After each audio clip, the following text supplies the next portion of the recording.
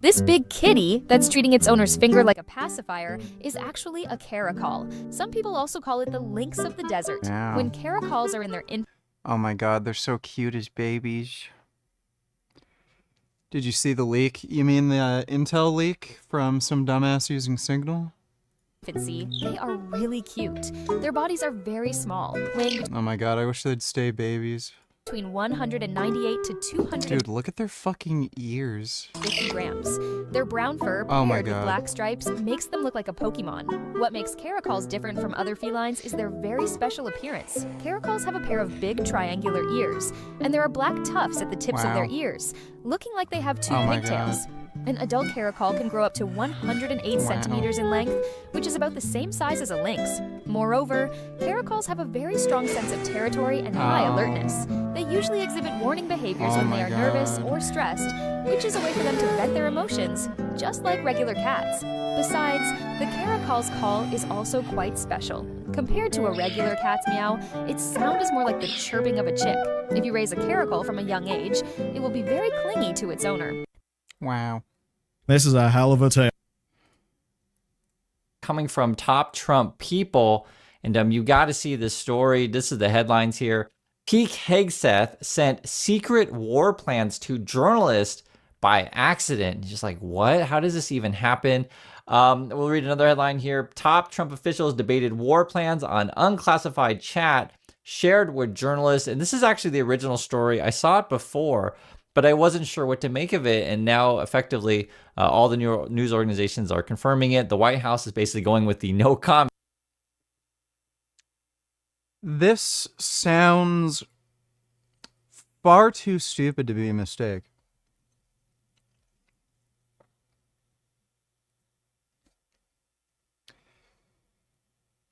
Like, it has to be intentional.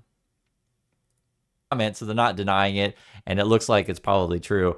The Trump administration accidentally texted me its war plans, and this was a reporter over at The Atlantic. Have a listen to what the Trump people have to say about this. Well, why was the cabinet secretaries and the national security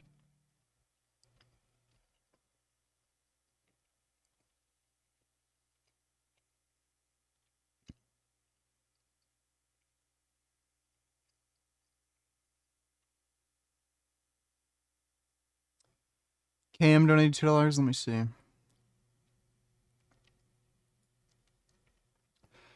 Physical attractiveness far outweighs other traits in online dating success far more than any other trait like intelligence, height, or occupation. Notably, men and women valued these traits in nearly identical ways, challenging long-held beliefs about gender differences in mate preference.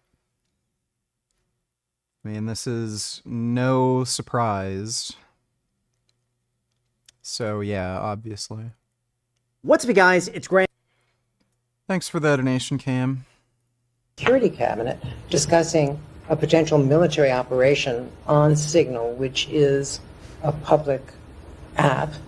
And why didn't they notice a phone number that was not part of their group?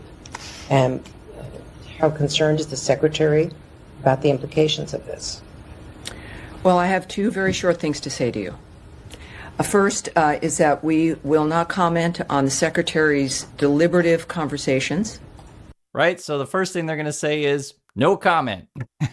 That's usually pretty bad. I mean, you can see how in the demeanor as well. Have a listen to some more. And secondly, that you should contact Just Random Vids donated $2. Wow.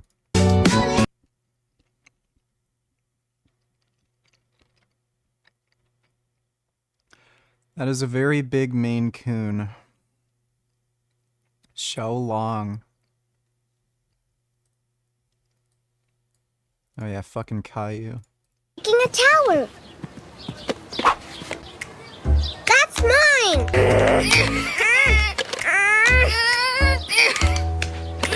Ow! I can make a new one.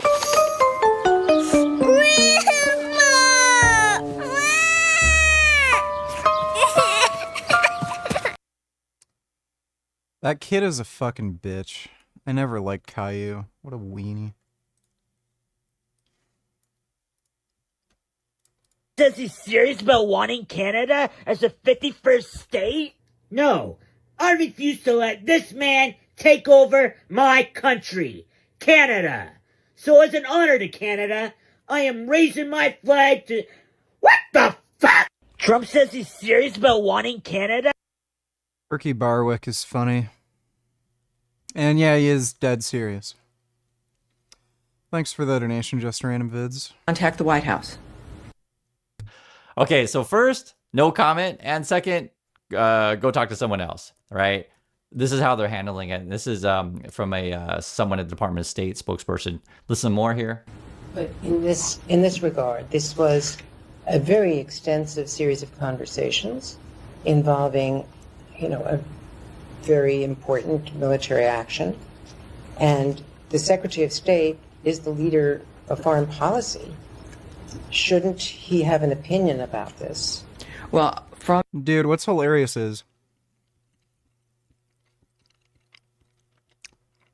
Trump was like rambling on about how DEI policies are ruining everything. They're hiring people just because of this color of their skin. What does he do?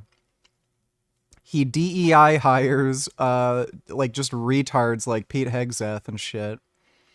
And then what do? They just fuck everything up. Everything sucks. Like, every accusation is an admission with these fucking people.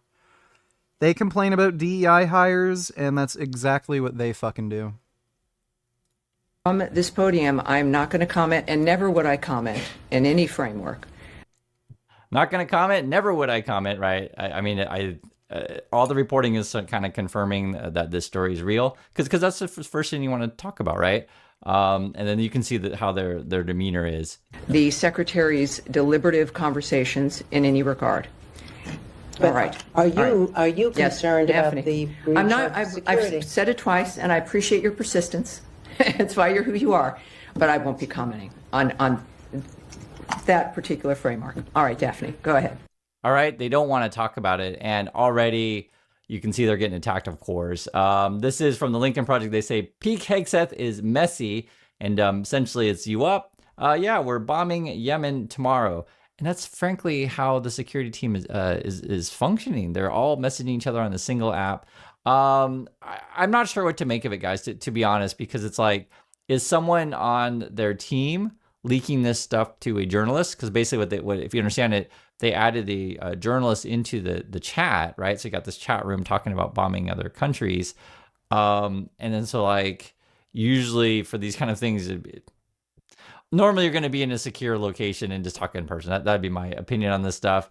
I don't think Signal is approved by the U.S. government as being a type of app that you would do these kind of things. I'm like, I don't know.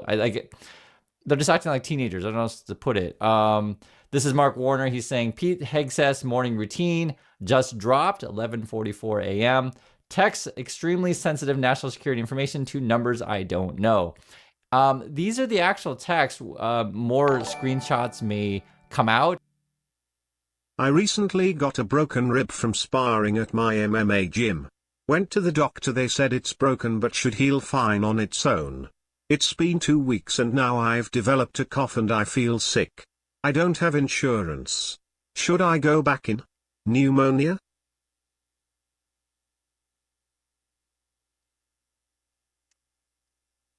I don't see how a broken rib could cause pneumonia, but if you feel like you have pneumonia, maybe. Just because you're sick and coughing, it doesn't mean you have pneumonia. So, I don't know, man. It's nice knowing you. You're probably just gonna die anyway. Thanks for the donation, Everything Hurts. The more the story, breaks. I guess J.D. Vance was on this thing. I think it was J.D. Vance, Marco Rubio, Stephen Miller. I think Tulsi was in this thing. You got Hegseth, others as well.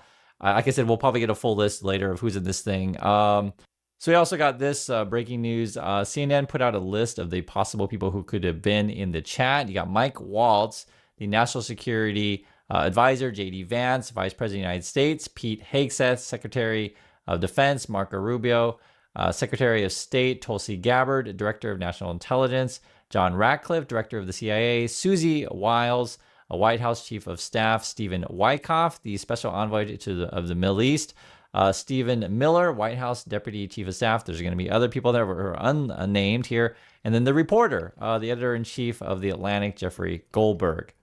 But this is what it says. If we think we should do it, let's go. I just hate bailing Europe out again. Let's make sure our messaging is tight here. Like they're talking on a messaging app, right? Signal, and this is how they talk to each other. And if there are things we can do up front to minimize risk to Saudi oil facilities, we should do it, right? They're talking about protecting the oil. Pete's like, I fully share your loathing. I fully share your loathing of Europe freeloading. It's pathetic. They're also talking in emojis to each other. So that's Michael Waltz. He's one of the security team. I got John Ratcliffe there. A good start. Excellent. MAR, I think that's Marco Rubio. Good job, Pete, and your team. Michael Waltz, the team in MAL did a great job as well. And then I think SM is Stephen Miller. Great work, all. Powerful start, right? So they're all texting each other, and we have this stuff. Again, this journalist was included with this chat, which is obviously highly sensitive. The things we're talking about, bombing and stuff.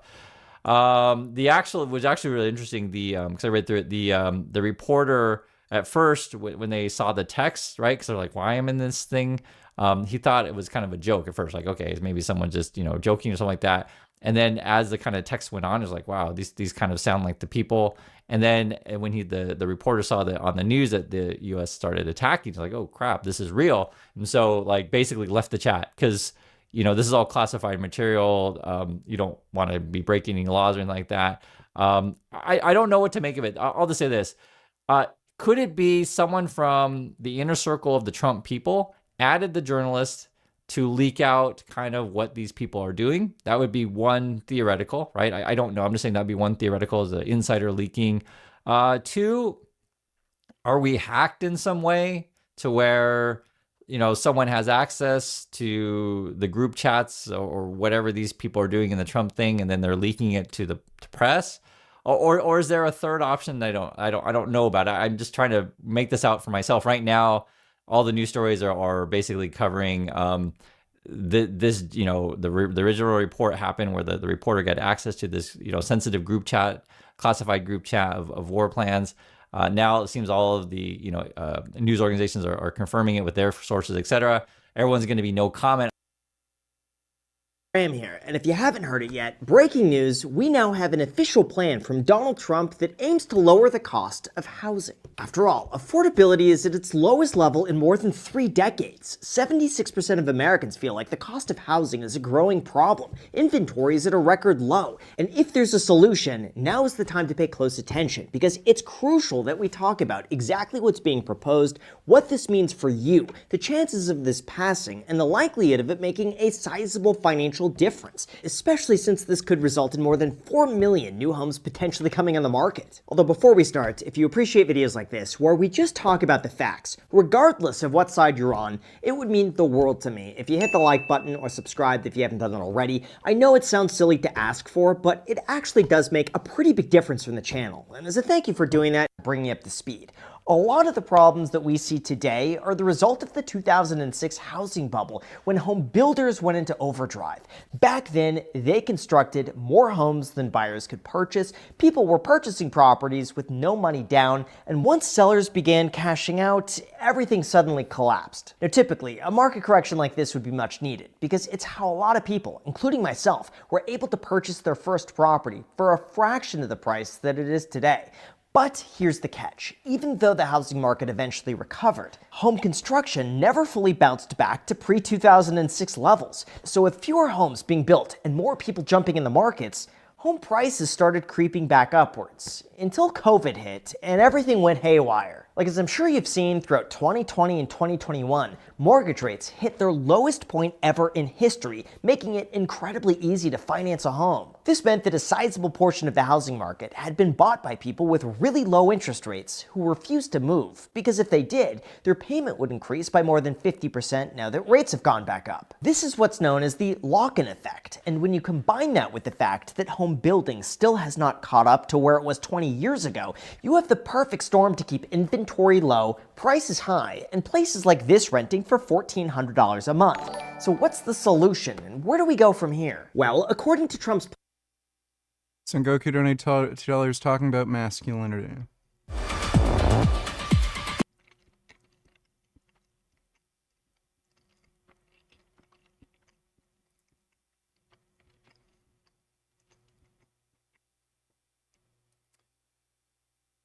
That is very likely going to be fucking AIDS.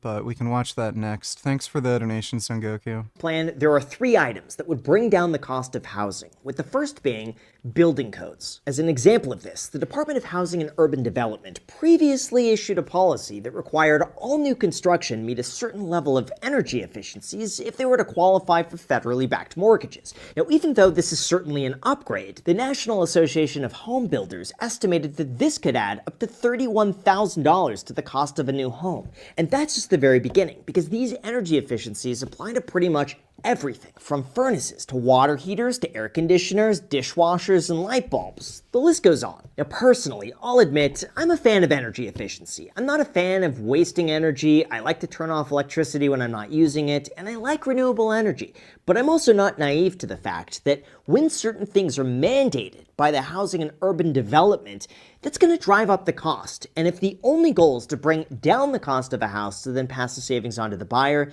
this will make a bit of a difference. And that's what also brings me to my second point, less regulation. According to a prior executive order, Trump wrote that many Americans are unable to purchase homes due to historically high prices, in part due to regulatory requirements that alone account for 25% of the cost of constructing a new home. And according to several studies, he's not wrong. On single-family homes, government regulation accounts for 23.8% of the overall cost, and on multifamily, it's a whopping 40.6%. On top of that, it's said that even though many land use decisions are made by local governments, easing federal restrictions would help lower construction costs for home builders. However, critics of this argue that many of Trump's other policies, like tariffs, could actually end up having the exact opposite effect. Like, a lot of lumber comes from Canada, which could add a 25% increase to cost, and deportations could raise the cost of labor since, let's be honest, a lot of home builders use workers from out of the country. But either way, as it is right now, when builders look at their overhead cost, building affordable units just isn't profitable. And the only way that they can make money is by constructing luxury units. So if you could bring down the cost of overhead for VG, at the age of 70 I expect you to be jacked, plenty of cash, healthy and wise as fuck, but God forbid you won't be a grumpy old man. Do you think at that age you'll have a completely different outlook on life? Who knows, you might develop way more empath.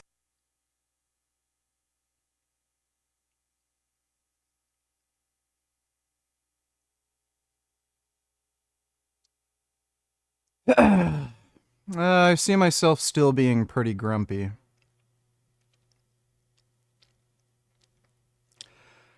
But who the fuck knows, dude? Thanks for the donation, Jacked Up. builders that should, in theory, make it more affordable for everyday buyers. Which then brings us to the third point of Trump's plan, building on federal land. See, what most people don't realize is that 28% of the entire United States is owned by the government. This includes things like national parks, areas with mineral rights, military bases, and locations preserved for conservation. So as a way to help spark economic growth, the Trump administration is setting up a national task force to locate federal land that could potentially be used for affordable housing development. The goal is to open up large areas of federal land by transferring or leasing it to local governments. In terms of what this could look like, the American Enterprise Institute said that this could result in the construction of 3 to 4 million new homes across western states like Nevada, Utah, California, and Arizona. Although even though this looks pretty massive, when you really take a close look at this, you'll begin to realize that only a very small percentage of land is actually buildable. After all, most of this land is completely remote. It requires things like roads, electricity, and plumbing just to make it accessible. Not to mention, most of this land isn't located anywhere near a place that most people would want to live. Although the Wall Street Journal did take a closer look and found that 7.3% of all federal land would I'm in pain, very sleepy since picking up my folks from the airport from the trip to Hawaii. How are you? Anything new?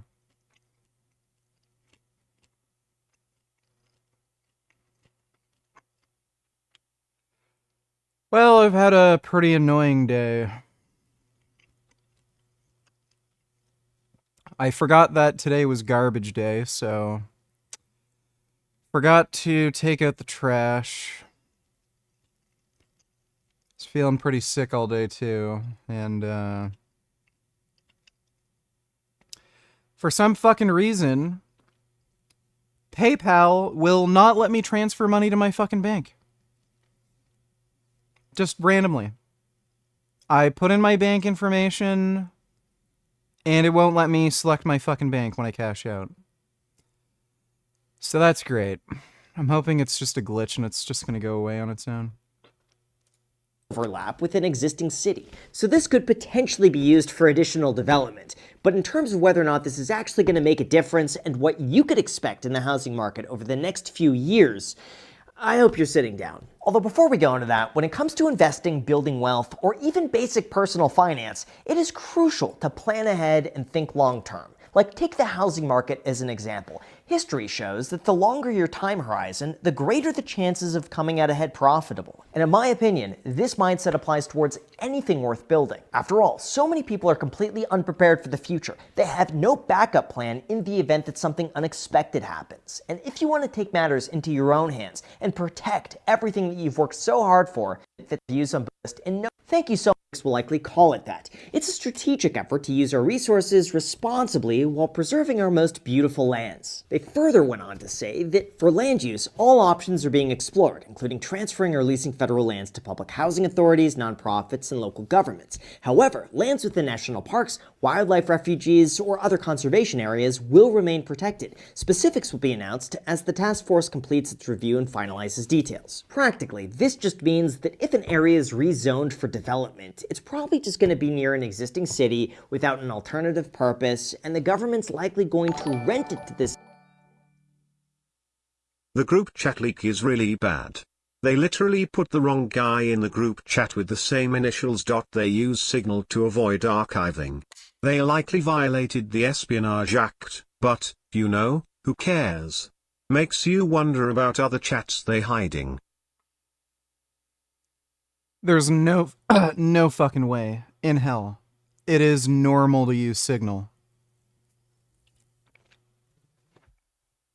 No fucking chance.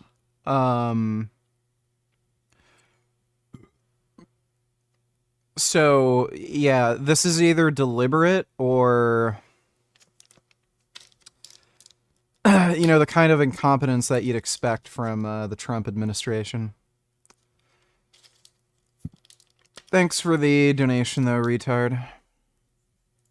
City on a land lease, so that way they retain some level of control and ownership. Although as far as where we stand right now in the housing market, if nothing changes, Zillow economists believe that U.S. home prices will rise just 0.8% between February 2025 and 26, or basically home prices are going to decline year over year when you account for inflation, which is the lowest level that they've given since 2020. In terms of why, they say that the rise in active listings is fueling softer price growth as greater supply provides more options and more bargaining power for buyers. On top of that, potential buyers are opting to remain renters for longer as affordability challenges suppress demand for home purchases, with the weakest markets coming in around Louisiana and Texas. However, even though the market does appear to be mostly stuck, there is some good news with Trump's policies. All the economic uncertainty is causing mortgage rates to fall, making it more affordable for a buyer to purchase a home. That's right, as a result of cost-cutting, tariff concerns, and recession fears, mortgages are getting slightly more affordable,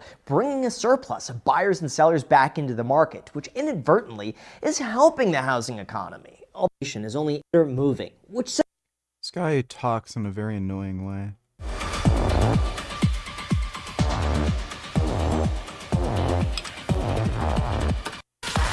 Adolescence on Netflix is currently the biggest show in the world. The drama about a 13-year-old misogynist who kills a teenage girl has been seen by 25 million people so far and was raised by the British Prime Minister in Parliament. With our children, I've got a 16-year-old boy and a 14-year-old girl. It's a very, very good documentary to watch, or drama. This violence carried out by young men, influenced by what they see online, is a real problem. It's abhorrent, and we have to tackle it. It's actually a fictional story, Prime Minister, not a documentary. It was a Prime Minister referenced. It tells the story of young boys who are radicalised by content online. There are references to the Manosphere, the Matrix, incels, and red pills. Andrew Tate gets a name check. And that part of the show has sparked an outpouring of commentary about the abject horrors of the internet and the crisis of male role models. Banned by a girl, you sausage. Not getting it. What am I not getting? Dad, you're not reading what they're doing. It's a call to action by the manosphere. 80% of women are attracted to 20% of men. You must trick them because you'll never get them in a normal way.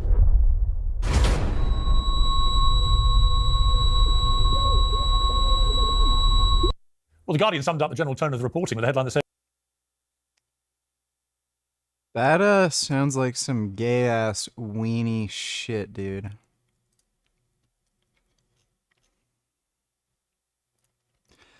Imagine being an adult man and having, like, a fucking 9-year-old make you cry. I don't think the problem is misogyny. The problem is his dad's a bitch.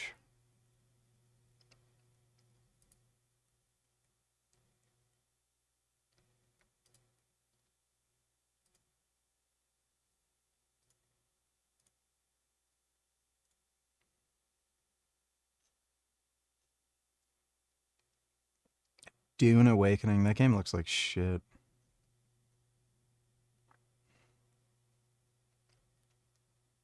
Is this an MMO? Yeah. Oh, fuck that.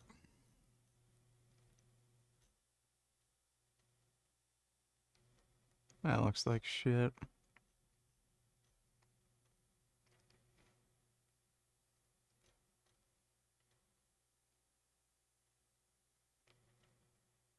It looks like another MMO. Not too familiar with that publisher.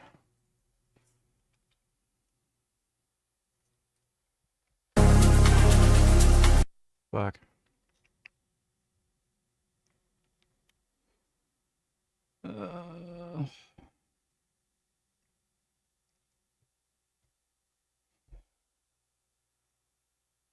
What's the fucking thing called?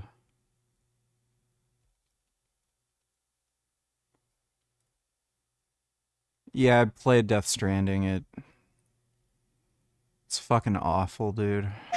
Don't get that game. April 3rd.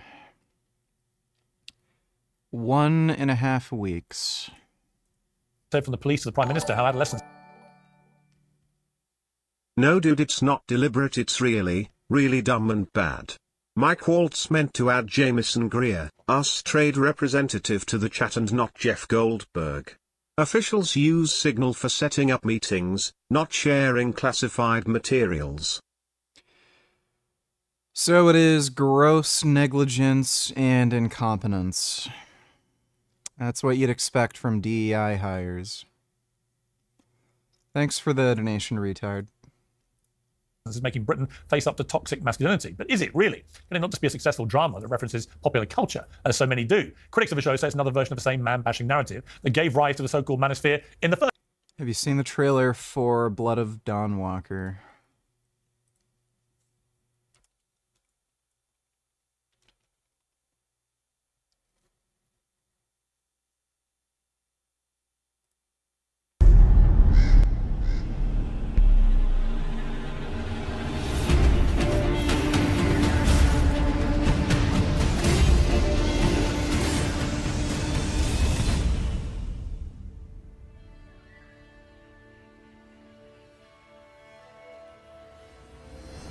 So these are former CD Projekt Red devs making this.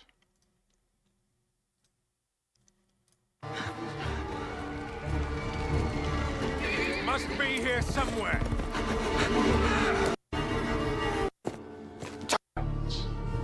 And they met under a different moon. Things might have ended there.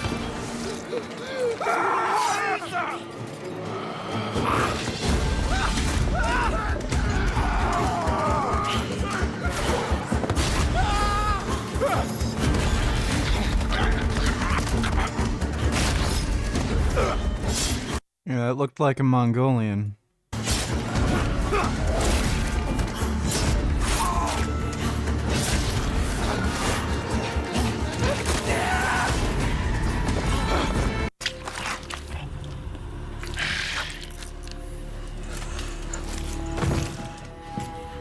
My sister. She needs help. Fast. Please, let us pass through. I beg of you.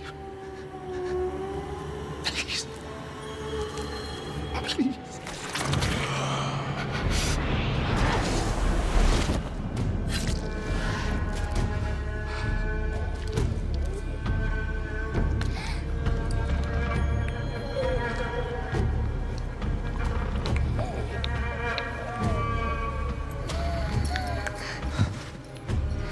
I don't know.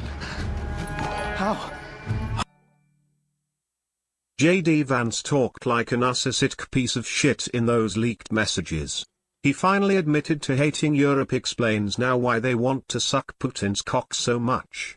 If Europe falls, the US and Canada is next, but Republican retards don't get that. Man,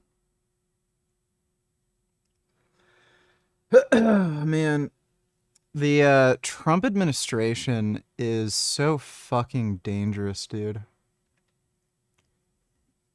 Again, Americans are fucking stupid. Only America could elect a leader that fucking retarded. Thanks for the donation, though, Break. Forgot my namification on HLRs. Are you familiar with the term Maida in Islam? I saw this Muslim girl eating McDonald's yesterday, and I thought to myself, there's no way that's halal. Looked it up, and some Muslims say you can if it's the only available thing, but others say it's haram. Muslims are all just selfish, inconsistent liars. You know. Just like with Christians who say, oh, you should never have sex before marriage, and watching gay porn is bad, but they're all watching gay porn fucking before marriage. Like, nobody cares. Thanks for the donation, though, dude. Is it true in your opinion that the more you show you care about a chick, the less interested she'll become? I know this sounds like some red pill shit, but I swear all the women I'm not into want me and all the women I like don't. Fuck me. Well, yeah, it's a power thing, right? So women are attracted to strength and power, and if they know you don't need them, they're going to be more attracted to you, so... Yeah, I think that is, in fact, a phenomena that happens. Oh, gum. Thanks for the donation, though, Pika. I am life. I am death. I am everything in between. I have been watching your little valley. Pestilence, famine, killing. Blood spilled carelessly, like water. Things will be different now.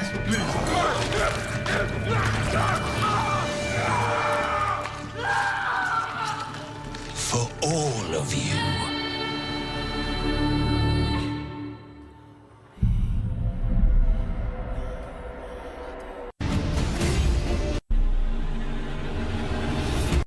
So is he like part vampire or something?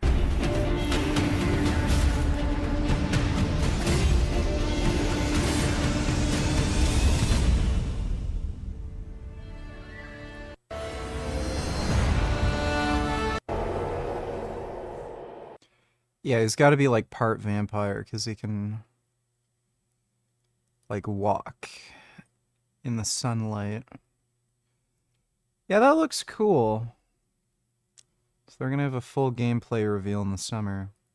First place, well, here to debate all this is the host of The Crucible, Andrew Wilson, the radio host, James Barr, the host of Tommy Laren is Fearless on Outkick, Tommy Laren, and the host of The Determined Society, Sean Fraser. Welcome to all of you. Andrew Wilson, let me start with you, because I've got three sons, 31, 27, 24. I think I brought them up to respect women, to not behave in a misogynist way, and to behave in a pretty decent way generally. But I'm also aware that they've grown up in an era when the likes of Andrew Tate and others have become increasingly dominant in the way that a lot of impressionable young men start to think and view women. And for all that Andrew Tate can say that it's positive about getting fit and being successful and confident and so on, there's indisputably a hardcore streak of misogyny that runs through his veins, which I think has been quite damaging to young men. So I'm not all in either way here, but I can certainly see the arguments. Where do you sit? Yeah, well, I mean, I think that this so I watched the show, and it just goes... Death by 1,000 cuts. Dems are biding their time. Yeah, they are.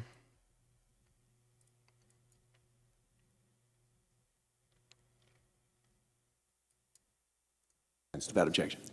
Earlier today, The Atlantic magazine released a stunning and alarming report about the accidental leaking of the Trump administration's coordination on classified military operations targeting the Houthis in Yemen.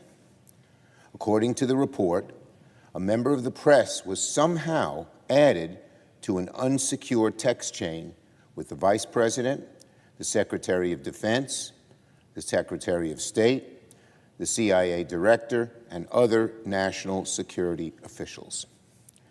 The text chain was not a secure conversation. The app used is not approved for discussing classified military operations. Nevertheless, on this text chain, conversations went at length about imminent military operations, including specific targets, weapons, and attack plans. These text messages very likely included classified U.S. intelligence. And the entire time, nobody seemed to realize that a private citizen without security clearance had access to this conversation. Mr. President, this is one of the most stunning breaches of military intelligence I have read about in a very, very long time. What we have here are senior U.S. leaders, including the Vice President and Secretary of Defense. Did you hear about the Daily Wire? What happened with the Daily Wire? Defense, having classified discussions of military action over an unsecure app. It's bad enough that a private citizen was added to this chain, but it's far worse that sensitive military information was exchanged on an unauthorized application, especially when that sensitive military information was so important. If these detailed exchanges about coordinating military operations fell into the hands of America's enemies, it could get people killed. It could severely harm our military. It would put America's national security in danger. This debacle requires a full investigation into how this happened, the damage it created, and how we can avoid it in the future. If our nation's military secrets are being peddled around. Apparently, the Daily Wire is collapsing. CEO Jeremy Boring is resigning. They appear to be in money trouble. This is right after they did some like really expensive projects, right? Like creating their own streaming website, the like cartoon show.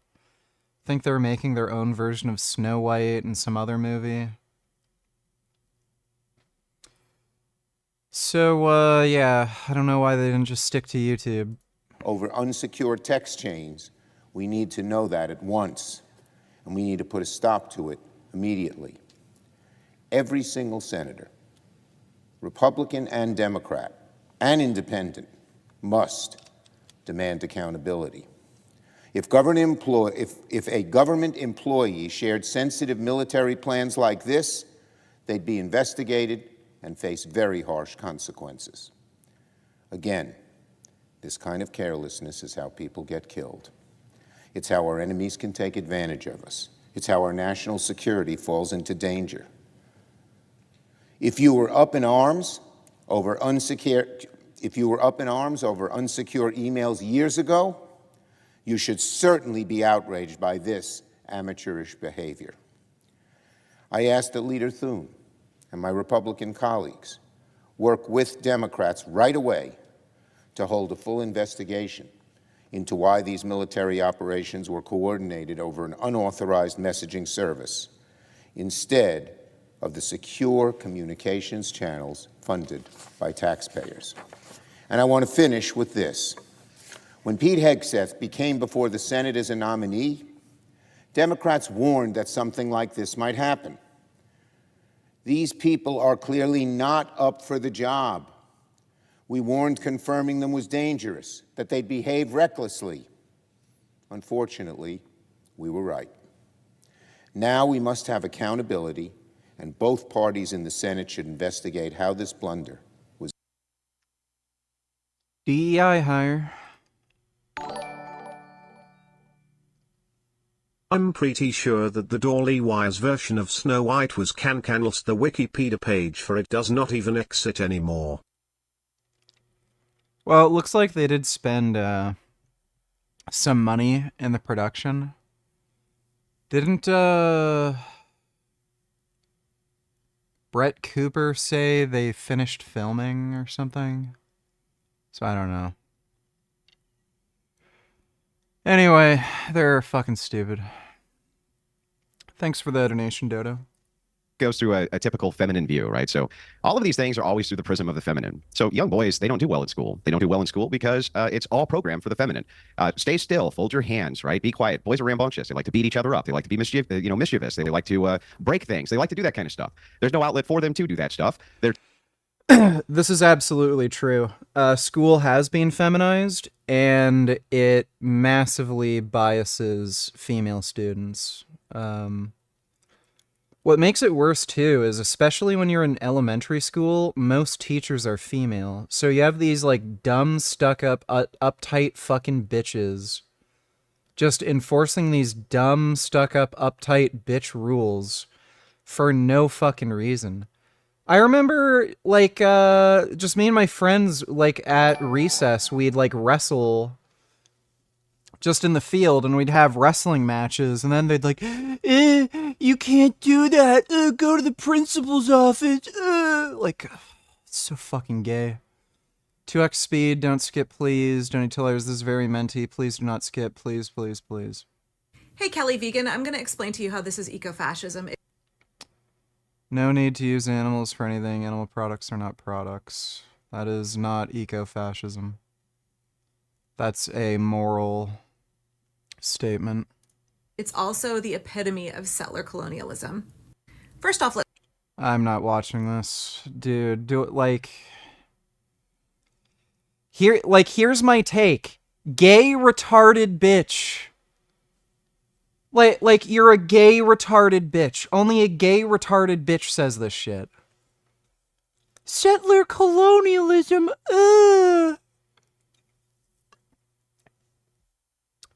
Right.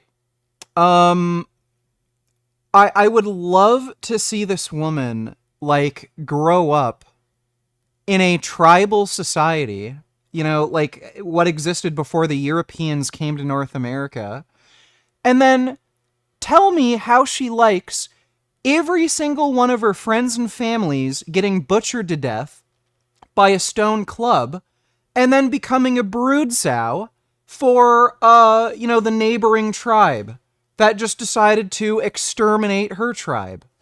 Would you like that? Would that be preferable? Do you think that's nice?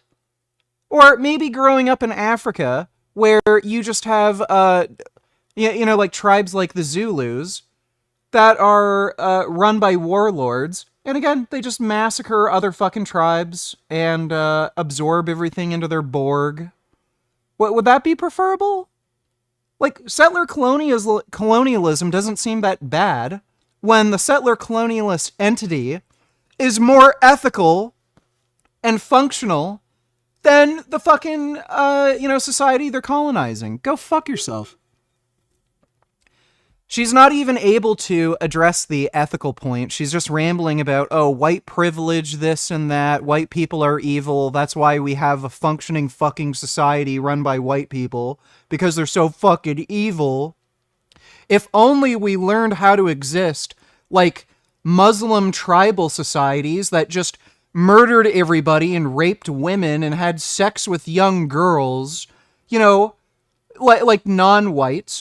If only we lived in a society like that. This whole idea of, like, not keeping women as sex slaves, it's settler colonialist. I can't be fucked, dude. Like, you really expect me to listen to this bullshit? Do you want me to watch a flat earth video? Like, what's the point?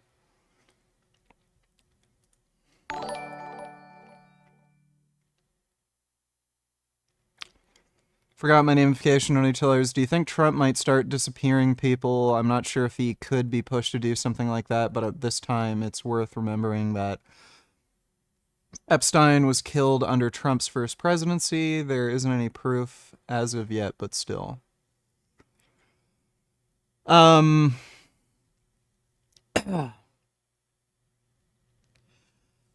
think there's way too many people involved with situations like that where he'd be able to get away with it. So, like, look at the deportation of the Venezuelan immigrants with green cards. Everyone's found out about that. There's literally a court trial over it. A judge deemed it illegal. He ordered the return of the planes. And so if something like that happened, there'd probably be enough people involved in the like chain of the order where it end up getting leaked and people know about it. If the Epstein killing was a hit, it would have had to have been something with a very tight-knit group of people. I doubt Trump would be able to order something like that without it, getting out. But with the Epstein case, it's obvious why Trump doesn't want to release the documents. Like, he's very clearly implicated with some of the stuff. So I guarantee you that's why he doesn't want to release it. Thanks for the donation, though. Forgot my namification. The third cat is literally driving me crazy with her unending clingy behavior. She has to be in my lap at all times and she has to be rubbing on me and she has to be nuzzling on me, but it's constant. Literally all day when I'm home. I can't take it. Well, that's too fucking bad. If the cat wants snuggles, you give those fucking snuggles, alright? So you just suck it up and get snuggled by a cat. You son of a bitch. Thanks for the donation, though, even now. The problem with Daily Wire's big projects is it all starts with the premise of spreading conservative ideology, just becomes cringe, soulless, contrived, and generally bad. The plot is an afterthought. Yeah. That animated sitcom they made was just so cringe and horrendous. That was such a bad idea.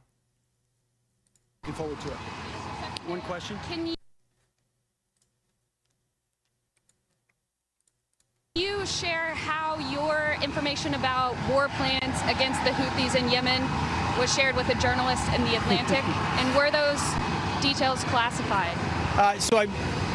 You're talking about a deceitful and highly discredited so-called journalist who's made a profession of peddling hoaxes time and time again, to include the hoaxes of Russia, or the fine people. Notice how he's not saying it's untrue. On both sides hoax, or suckers and losers hoax. So this is the guy that peddles in garbage. This is what he does. I would love to comment on the Houthi campaign because of the skill and courage of our troops. I've monitored it very closely from the beginning. And you see, we've been managing 4 years of deferred maintenance under the Trump administration. Our troops, our sailors were getting shot at as targets. Our ships couldn't sail through. And when they did shoot back, it was purely defensively or at shacks in Yemen. President Trump said, no more. We will reestablish deterrence. We will open freedom of navigation, and we will ultimately decimate the Houthis, which is exactly what we're doing as we speak from the beginning. Yeah, so we can't even deny it. This guy is just a cowardly, dishonest dipshit who should not have this job. Again, he's a DEI hire. Fucking loser. Thanks for the donation, retard. Why are we still talking about public school VG? It probably won't even exist in the near future. Yeah, that's kind of true. I think this whole dismantling of the Department of Education thing, it's probably all an attempt to make all schools private. Thanks for the donation there, Dodo. What's with all the hatred against at white people these days, VG?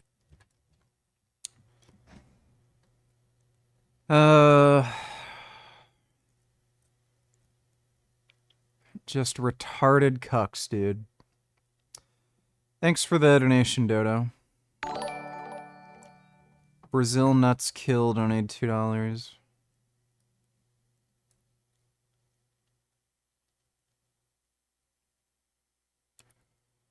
We realize that being a trans-inclusive LGBT affirmative space in this world is not the most lucrative choice. We're not going to drop that stance. We stand defiant of homophobia, transphobia, patriarchy. Okay.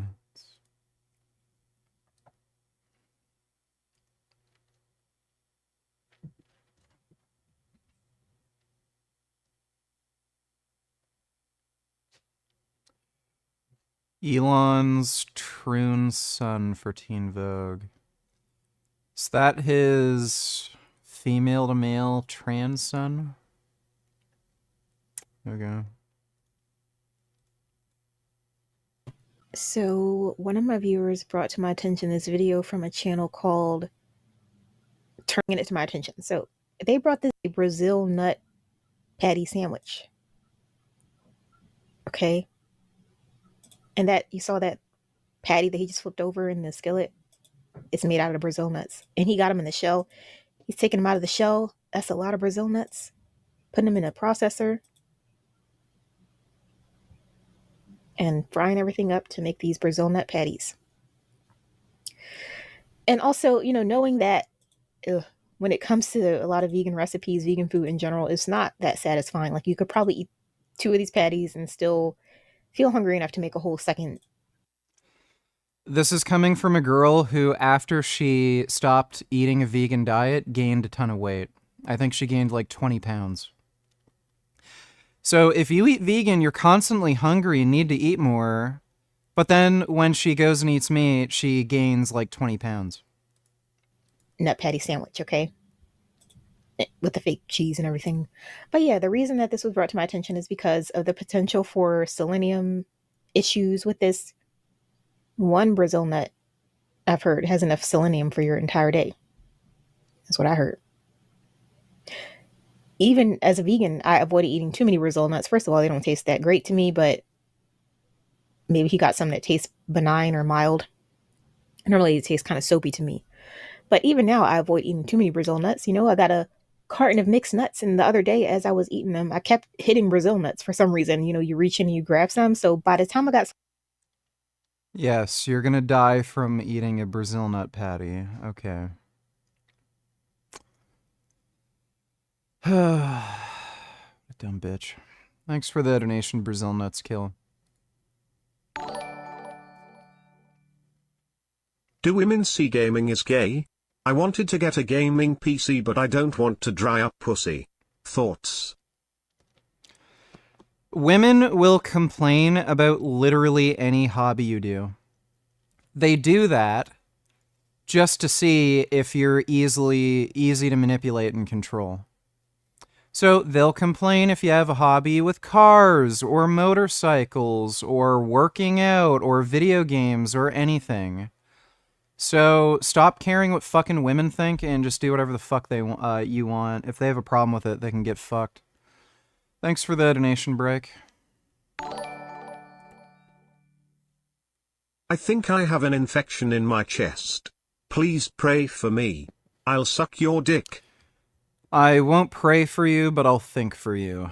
Thanks for the donation, Everything Hurts.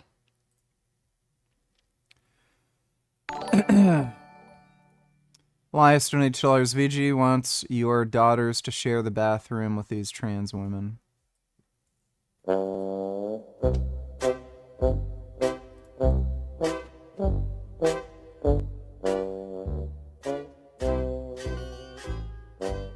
They're probably not trans.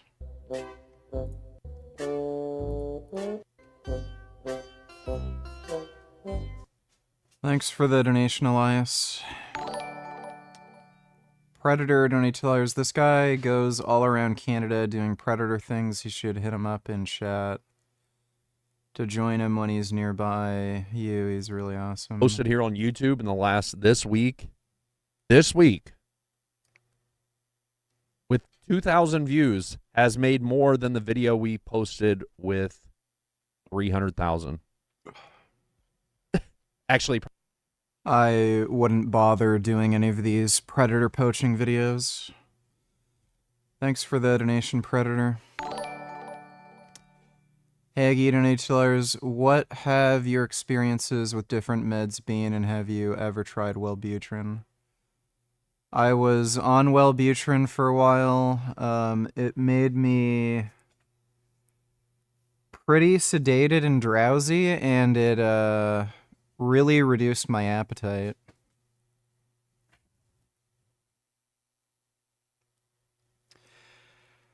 Apparently, Wellbutrin causes brain damage, so I would not recommend being on it long term unless you absolutely have to. But I've been off all antidepressant and antipsychotic meds for about a year now. Thanks for the donation, Haggy. Elias $22, would you be okay with it if they are trans? I guess, yeah, sure. Thanks for the donation, dude.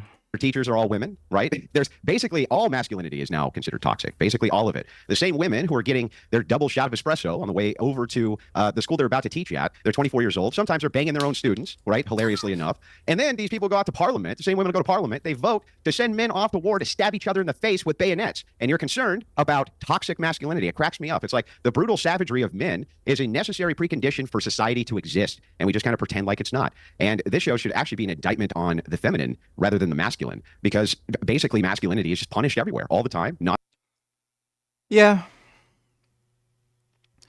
He's got a fucking point. As soon as anybody has to solve a problem, like stop a criminal, go to war, change a car tire, build a bridge or a building, suddenly, you know, men are useful for something. But everything else, oh, men are so awful. Nonstop. It's no wonder guys like Andrew Tate get so famous in these spaces. I mean, what's the alternative? The alternative is everything must be feminine, tone policing, nonsense like this. It's ridiculous. All right, James Barr, you were laughing, but I don't think you had a joy what you're hearing. No, I mean, I don't think you've seen the show. Episode 2 is shot entirely in a school. I didn't see one of the... Elias donated $2. Let me see. That is a very weird, creepy picture. That is like one of the grossest gummy smiles I've ever seen.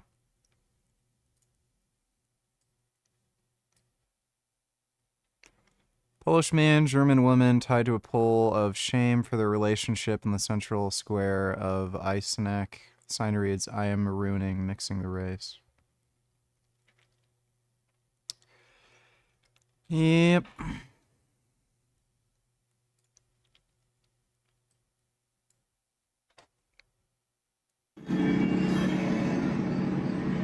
Girl.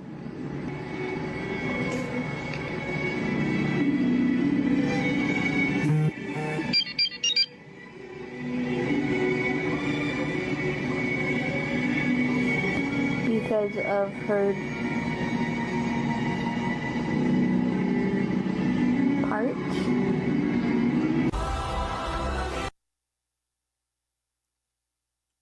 Stupid. Thanks for the donation, Elias. Scroll up, donated $2. Yeah, I've seen this. This stupid, dumb, crazy bitch was arrested, and then they took her to the hospital, and then rather than just delivering the child, she ended up giving birth in the bathroom and then stuffing the baby in the trash can and trying to hide it. Lexi, I told you about this. I just asked you, baby, to tell me the truth. Like, to be fair, if the mother is this stupid, do you really want the baby to live? Just put her on a eugenics program and sterilize her and make her forbidden from ever having kids. That's seems like the most reasonable thing to do. Do you agree with the tweet I highlighted?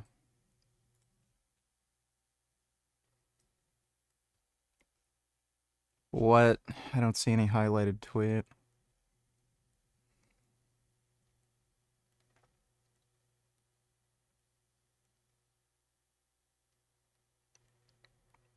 Oh, poor kitty. What happened?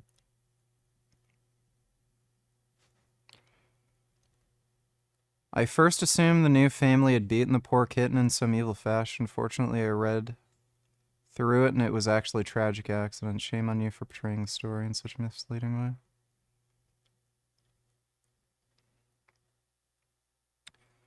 I really don't like seeing animals.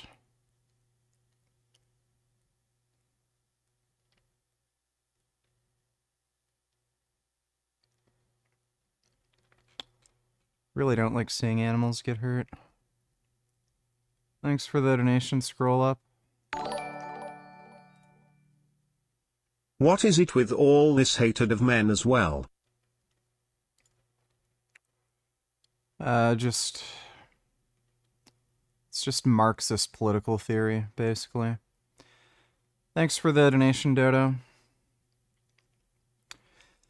BG wants a eugenics program, calls Elon a Nazi. Okay, so I'm going to ban you from chat unless you give a reason for why eugenics automatically qualifies somebody as a Nazi. I'll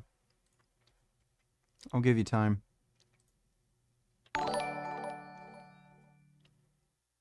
I'm calling child predators on you cause I watched your Discord debate and you totally fucked that little kid.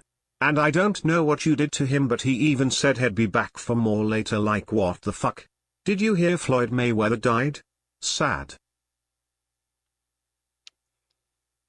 I did not. It doesn't. Then why the fuck did you say that? What, are you stupid?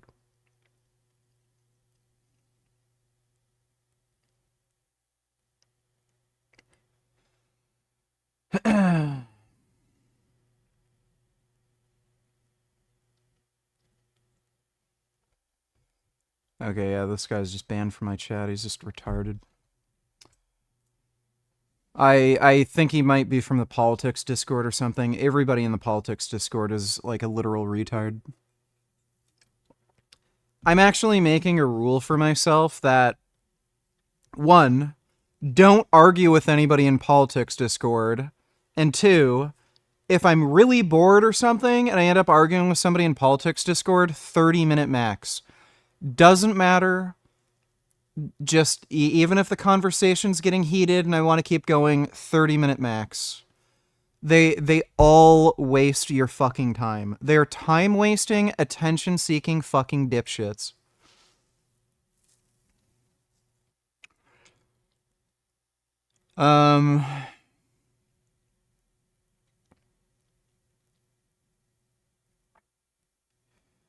Yeah, that kid in Discord was fucking stupid. They're all stupid. There's no point. I'm just not doing it anymore. And I didn't hear Floyd Mayweather died. Thanks for the donation, Biden's Brazil nuts. Elias donated $2. Let me see.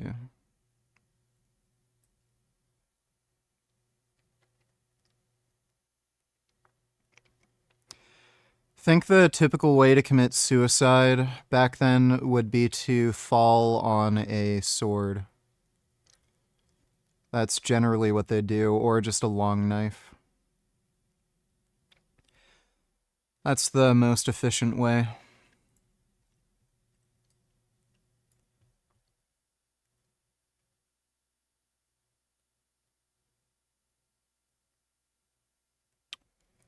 Yeah, that's what people do.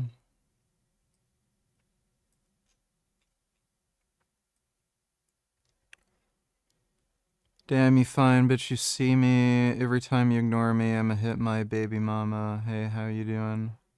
Thought so, you almost got this bitch beat up.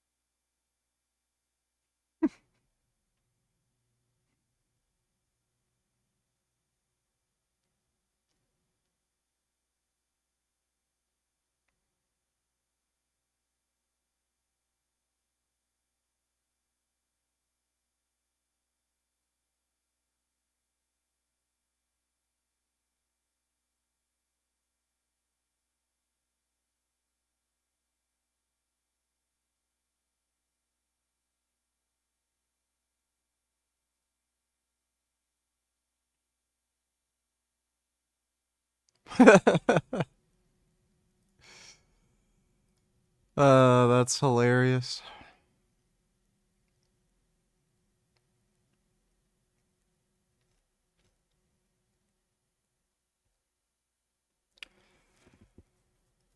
Thanks for the donation, Elias. Cultural Marxism. Donate tellers, you don't understand what cultural Marxism is. Please 2x The this. term cultural Marxism is one. I'm not claiming I never said cultural Marxism. Thanks for the donation, dude.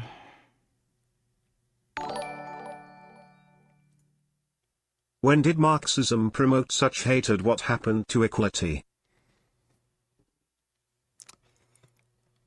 It's just a logical endpoint from the political philosophy. It's kind of like how Spanish Christian conquistadors like massacred tribes people when they came to America. It's just what logically ends up happening when people, follow these beliefs. Even if technically speaking, the logic of the religion or political theory doesn't dictate it. It's just something that ends up arising from it. One that is used heavily in modern discussions Thanks dealing for with the donation, contemporary Dodo. social issues as well as issues within the church. So today in our video, we're going to be explaining exactly what cultural Marxism is and what the roots of it are, as well as how we are to evaluate and understand this movement. So to begin, we must look at the foundations of what Marxism is and then discuss how it was appropriated today into what is sometimes known as cultural Marxism. Marxism begins in the 19th century with a man named Karl Marx, of course, with Friedrich Engels. Now, Marx and Engels argued that both sociology and anthropology can best be understood by gaining an understanding of class systems. Now, what they argued is that there is an essential economic divide that happens within capitalism, and people are basically divided into two groups. There's the bourgeois and the proletariat. Now, the bourgeois are those who have the most money, and they control the means of production. The proletariat are the ones who are abused or used by the bourgeois and do not really have a say in what happens within a culture. And it is argued that there is then this class struggle, the ruling class as well as those who are poor, the working class. In this struggle, for Marx, outlines the basic structure and foundations of society. And for him, all of the other inequalities and issues that happen can essentially boil down to the... You have no idea what you're talking about. Please watch this video. Lol, this you are mixing up maxing with cultural Marxism. They are distinct ideologies. You are committing a word concept fallacy, you faggot. Did you just link me the same fucking video? The term cultural Marx... We're watching the video, stupid. Thanks for the donation, retard. These economic ones. Now, Marx also was a follower of Hegel, a prominent philosopher in the 19th century, who argued that history is in a process of change, and that history is essentially improving. Now, Marx bought into certain aspects of Hegel's philosophy while he rejected others. And so he created his own view of world history, that things were coming to a kind of conclusion, that things were going to improve. There was a kind of synthesis that was going to happen between the antithesis and the thesis, as Hegel described. And for Marx, this would lead to a new form of state that we now know as communism. Marx argued that it was inevitable within the progress of history that there would be a socialist revolution. Of course, we have seen how that worked itself out with various communist countries coming into power in the 20th century. And as we have seen, the results were not all that positive. But this so far describes only Karl Marx himself in a very basic overview and probably inadequate one. But after this, the ideas of Karl Marx shifted and changed, and certain thinkers took his ideas about economics and applied them to other areas of social life. In particular, this was adopted by a school of thought sometimes described as the Frankfurt School, being named after Frankfurt, Germany, where the school was founded. Now, this term, the Frankfurt School, refers primarily to an institution called the Institute for Social Research, founded in 1923 by a number of different thinkers. And this is labeled critical theory. Now, critical theory itself is something that is very hard to define, and when you read the actual books on critical theory, even the authors themselves don't really give a clear definition because it really cannot be defined. But broadly speaking, critical theory is a theory of, supposedly, of all of reality, or at least that is the intention, which is critical. Critical, not just of capitalism, but also critical of historic Western thought and the historic Western world. And so critical theory plays itself out in all different areas of thought, including... Forgot my namification until there's Marxism requires a boogeyman like the wealthy, ruling class, the church, etc., right?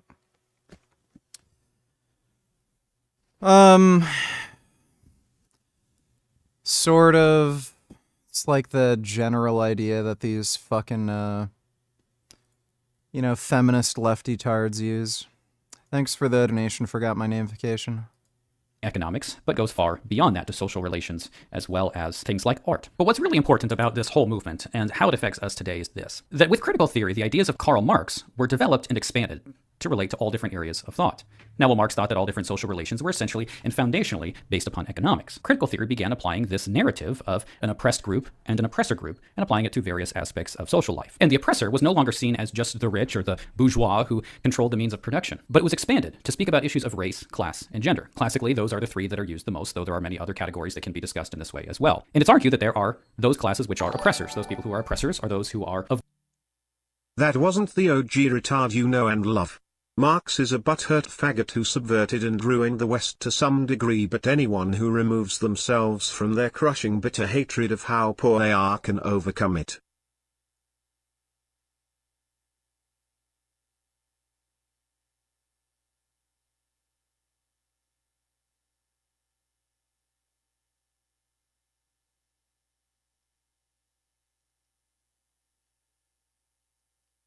The issue isn't that Marx was entirely wrong about some of his observations. The issue is how it's like applied, or what kind of implications are made by the observation. So, like, there very much is, in a free market, what you naturally see as a ruling class form. This is part of the reason why we have, you know, a system right now that makes monopolies illegal. Because it very clearly leads to oligarchical systems that we don't want. So it's not like he's wrong when he makes the observation that, like, the wealthy become too powerful and then they end up becoming oppressive. And even if they aren't deliberately trying to be oppressive, just from being too wealthy, that in and of itself is oppressive. But, like, again, when you take from that some other bullshit of, like, oh, we need to flatten everything and make everything perfectly equal, or say there's, like, always an oppressor class or something, like, that's just fucking stupid. Thanks for the donation, though, retard. Of the privileged class, the privileged race, as well as the privileged gender. And the oppressed are those who are the underprivileged. And this broader narrative is seen as a way to understand basically all of reality itself, and that's the way that this developed in the culture that we are in today. Now, this was adopted in some ways by Foucault and postmodernism. However, postmodernism actually denies the essential idea of any overarching meta-narrative at all, and that would include the Marxist meta-narrative. So certain ideas from Marxism, or what is sometimes known now as cultural Marxism, were adopted by postmodernists, though they do not necessarily have the kind of optimism of social revolution as a necessity as Karl Marx himself did. Though oftentimes I think it's the case that activists really don't know about the consistency of these various positions with one another. And so in our current societal discourse, when you hear people talking about an oppressed class and an oppressor, and making arguments for certain laws or ideas that necessitate that the oppressor becomes less privileged so that the oppressed can gain some kind of benefit in society, that essentially is what we know as cultural Marxism. So what do we do with this idea? What do we think about cultural Marxism? Is this a good thing for society, or is it a bad thing for society? Well, in some sense, the basic ideas of... So how does any of this prove I'm wrong about what I'm saying? I said, like, this feminism bullshit is just all from Marxist political theory. This is an agreement with me. Cultural Marxism can only come from a Christian worldview and a Christian perspective. Now, that might seem rather odd, and why would I say that? Karl Marx himself was quite critical of Christianity, as were the Frankfurt School. Well, in the pre-Christian world in the West, there wasn't really any kind of status for victims or the oppressed. If you read the works of Roman or Greek literature, you'll see that there really wasn't a care for the oppressed at all. That's not to say that nobody cared for oppressed groups, but there was no broader understanding in terms of societal structure or morality that would give the victim class any kind of status whatsoever. These values really came through the birth of Christianity. Going back to the Old Testament, we see books like the prophet Amos speaking about those who are victims or those who are oppressed, and the need and the importance of taking care of those who are victimized and oppressed. And this becomes a value that is very important for the Christian West. And it's something that people care about in the Christian West and should continue to care about. However, what cultural Marxism has done is taken this Christian foundation and then manipulated it and distorted it. While Christians should certainly be caring and considerate of those who are victims, those who are oppressed, and we have an understanding that all people are made in the image of God, whatever their sex, race, class might be, this does not mean that persons themselves must be judged by whatever class they are essentially a part of. For Christianity, this is not some overarching narrative that we can place everybody into one of these categories of either oppressor or oppressed. And this is exactly what you find in modern Marxist and postmodern theory. The interesting thing about this, of course, is now the Christian Christians have become, in the minds of some at least, the oppressive class and therefore on the wrong side. So here now are some of the problems with this Marxist theory. First, it is problematic when people are treated first and foremost by whatever particular group that they are a part of, rather than as the individuals that they are. Now, certainly we have an identity in our groups and communities as well as we do individually, but these group identities do not define absolutely everything about us. And this leads to the second problem, which is that a lot of these groupings are really arbitrary. Why is it, for example, that every white person is classified in a particular group because of race, when those white people may be of extremely different economic statuses from very different parts of the world and have completely different life experiences, when there's really nothing that unites them at all other than the fact that they have the same skin color? It's too simplistic to identify and lump people into groups in this way. And there are so many aspects of reality that determine what one's privilege is, and that doesn't just have to do with whether it might be a skin color or gender or race. It could be one's attractiveness, it could be one's athletic ability, it could be one's ability to speak with people, or it could be, one's disabilities, which is why people are now talking about being disabled as another kind of underprivileged group, as well as able-bodied people having privilege. The point is that this list could go on and on and on. There are so many different factors that determine what somebody's privilege and underprivilege might be that you really can't simply classify it in any way at all. A third problem is that this can actually lead to exactly the same power dynamic that these people are pushing against. It is the case that those who are considered to be underprivileged and are fighting against those of privilege, that they then use their own class as a way of gaining an upper hand against those who are considered to be in the privileged class. And isn't this really just the same kind of power dynamic they're accusing others of, and now they're using this narrative as a way to put themselves into power? And the final problem is that those with this particular idea seem to think that society is always in this growth or progress, that things are constantly getting better. Society is getting better, and government can and should have more power to be able to enforce these kinds of equality. But in reality, we know that the world is not necessarily getting better. In some ways it is, of course, in terms of technology and healthcare and many other advances in human life. But as Christians, I confess that sin is just a part of reality. It's a part of nature. This is why Marxists are generally opposed to Christianity. A view that says that man is inherently sinful does not really work with an idea that the government must enforce this kind of equality, because we must confess that though equality is good and that we should care for victims and those who are abused and victimized in various different ways, we can't force that to change. We can't force that to stop. Now, as individuals, we can certainly and should help those who are in need in whatever ways that we can, and we can talk and disagree and debate about various government policies, but the notion that we can bring about some And morons like Dark Snovia, for example, believe that Marxism is a good idea. Yes, you can just see all of the wealthy, successful societies that relied on Marxist theory. Thanks for the donation, Dodo. Some kind of utopian, total egalitarian state is simply false. Well, I know that this is a short video and these ideas are probably inadequately explained because there's not enough time to get into details, but this should give you a very basic overview of what people mean when they use the term cultural Marxism. Now, be careful in the way that you use this term. Don't accuse everyone of being a cultural Marxist who ever speaks about victimization or equality, because those things aren't female teachers drinking a double shot of espresso at all. None of the teachers were flirting with students. There were male teachers as well. I don't think you're describing the show here. I think you're describing your own insecurities or agenda. Yeah, so this doesn't contend with the argument. Like, do you understand that I'm making an argument, an indictment of society itself, based around my ideas that I'm seeing from this show? That's what I'm actually doing. So if you could contend with the fact that male savagery is necessary for the security of a nation, and that women will indeed vote in the future in parliaments to send men off to war to stab each other in the face at 18 years old with bayonets, perhaps you can contend with that. Before we start, getting into, well, tone policing is actually good and toxic masculinity is actually bad. It's like, I think there needs to be a little bit more toxic masculinity, or what you consider to be toxic masculinity. Well, great. Good for you. Nothing? I'm glad you think Nothing? so. Yeah, I just don't need to argue with that. You just unlocked? You just unlocked? You got nothing? You're making up. You do seem unusually muted by that. I've not said anything. I haven't literally said nothing about. James, you were literally rendered silent. You had no way of responding. I'll tell you what. You can't argue with a completely illogical argument that had like. Beta male. I've not made any. It's a logical argument. You may not agree with it. I've not made any of the Make a very comments logical argument that you were firing at me. None of those comments are things I've said or believe in. I want to bring Tommy in, because Tommy, you've got a very interesting perspective, I think. You've talked about something different. You call it the pussification of men, which is a great phrase. I'd love you to just explain what you mean by that. But also, you're not a fan of Andrew Tate. No, I wouldn't be able to hit a 410 bench right now. I'd probably get around 350. All the influence he has. So that makes you, I think, an interesting commentator in this area. So just explain, first of all, the pussification of men.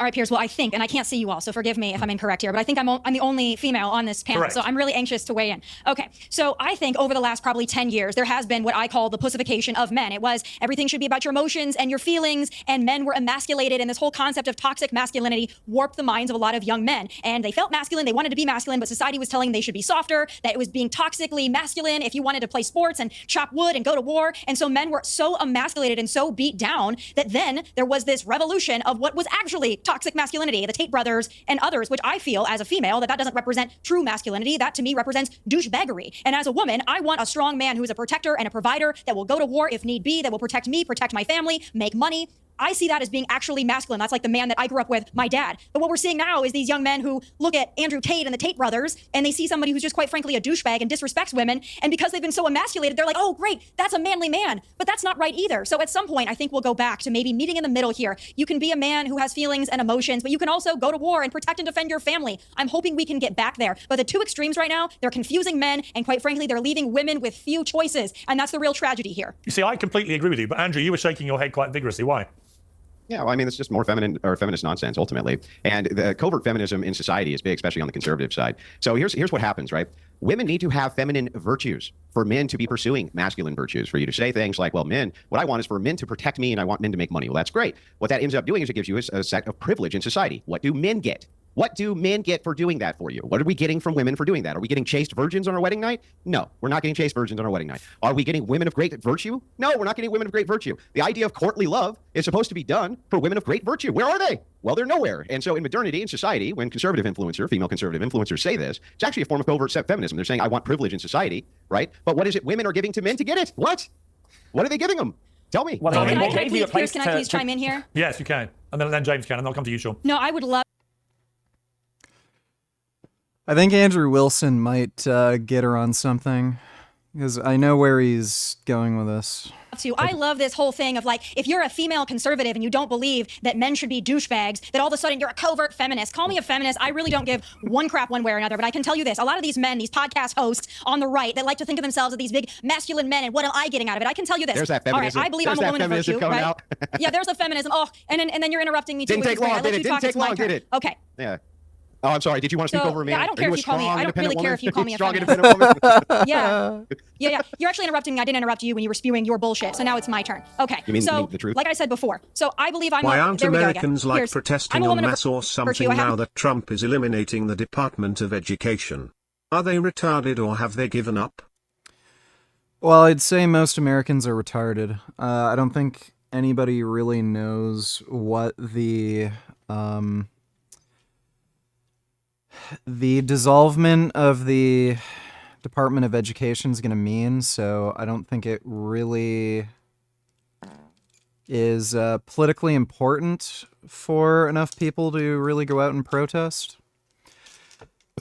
Now, if it was something like Social Security, you might see people actually go out and protest, but yeah, I don't think the Department of Education means enough to enough people. Thanks for the donation, Ben Boy. To be independently successful. I have a husband who's not only a former professional athlete, but is currently a professional baseball coach. So is he not a masculine man? I mean, I'm confused here. What's your concept of a masculine man? Mine is a man who respects me. Yeah, that misses the point, though. Like, you're still not contending with the argument that I'm making. You're saying inside of society, right this second, right, masculinity is not only punished, but also women on the right, covert feminists on the right, are constantly and consistently talking about how they need to have privilege in society. I want men. Their version of masculinity is men who take care of us, men who protect us, men who do all of this. Those are all duties that men have towards women. Great. What are the duties that women have towards men? What are the duties that women have towards anything? What do men do? Absolutely fucking nothing whatsoever. So they just get to be entitled, do whatever they want, and then they expect things of you. Get out of this arrangement. What are we getting out of this arrangement? Can you tell me? I mean, I would argue that men innately should be protectors and hang on one second. Let Tommy respond to that, and then I'll come to you, Jez. And Sean, you'll be waiting patiently. So most men are born to be protectors. She's not responding to the argument, so she's demanding that men protect her and provide for her. What do they get in return? And then all she can say is, oh, well, men are just supposed to be that way. And providers. I can't imagine my dad saying, you know what, to my mom, you know what, I'm not going to be a protector and a provider unless you do this. That's not how real men operate. Real men are protectors. No, it's transactional. Why would they protect and provide if they get nothing out of it? Protectors and providers, and they marry women who hopefully have some virtue, but also bring a lot to the table as well. There are great mothers, great wives, caretakers of the home. There's nothing wrong with being a traditional wife and mother.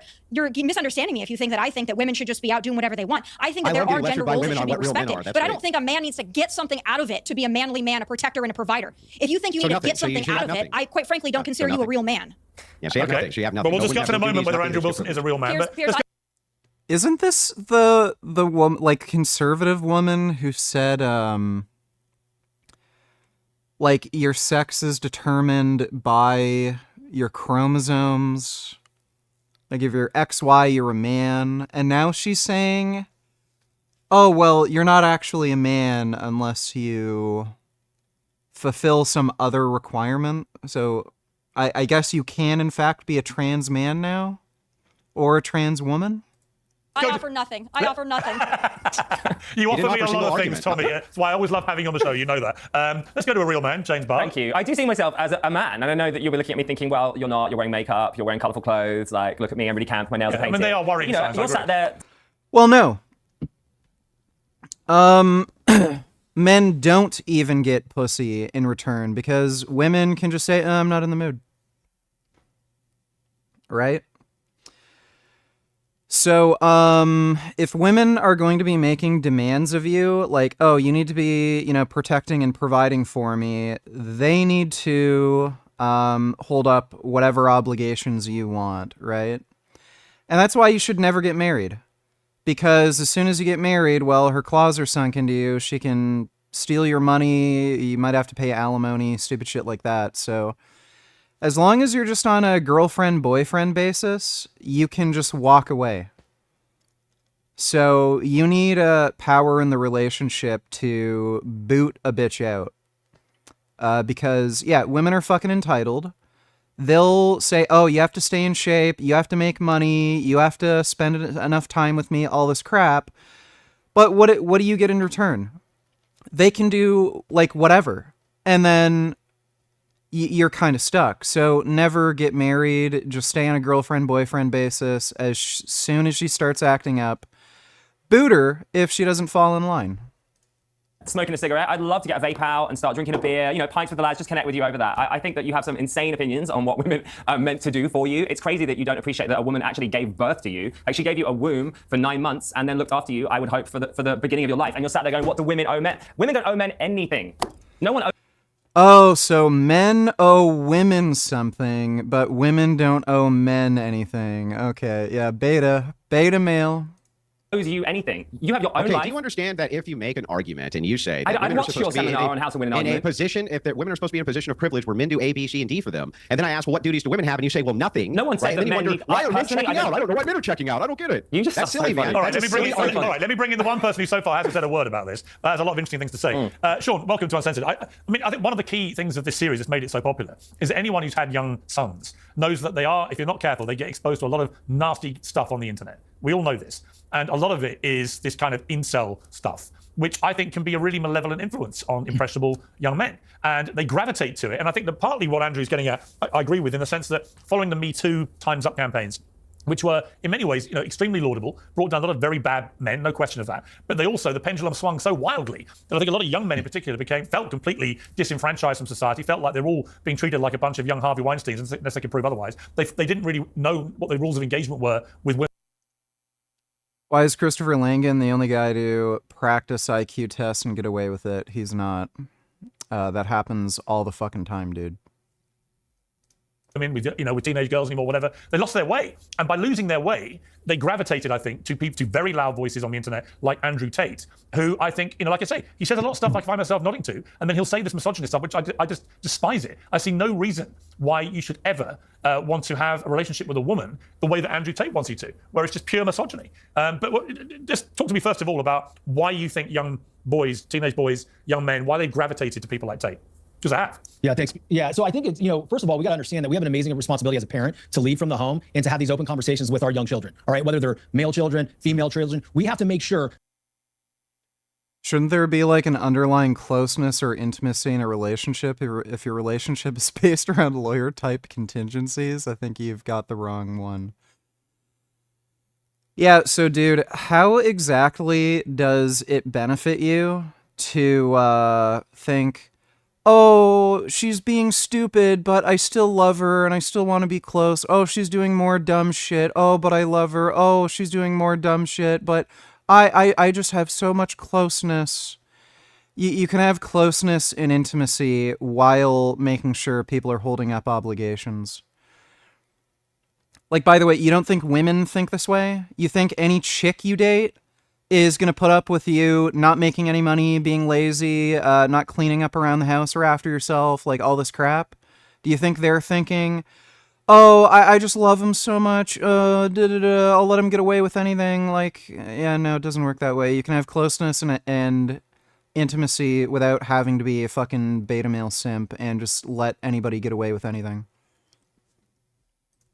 That we're having open door conversations and we are tackling the hard subjects. Because if we don't take care of everything at home, we don't take care of everything in public, like at school, and other forces within society that help raise our children, we always say it takes a village. Well, it certainly does, but it starts at home. And if you cannot have these open conversations and allow your children to be honest and open with how they are feeling about society and the things that they are seeing, they're going to go to misogyny. They're going to go to the Andrew and Tristan Tates of the world, and they're going to learn how to be a man from that. And that is not what society needs. It's not what the world needs. That is not masculinity. It is masquerading as misogyny. How do we protect young men from the easy access at the moment there is to people like Tate? I mean, how do you actually put a ring fence around them so that you can tackle exactly what you just said, but they're not also being dragged into that world? It's tough. Yeah, it's called fathers. So, or just parenting in general, but ideally fathers. So don't let your kids watch that stupid horse shit.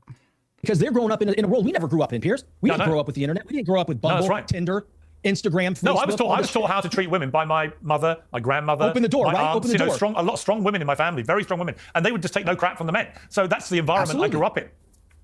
Absolutely. So how do we insulate our children from this? By having conversations, putting parameters around the social media aspects of life, and having the conversations at home. Hey son, hey daughter, this is what you're going to see.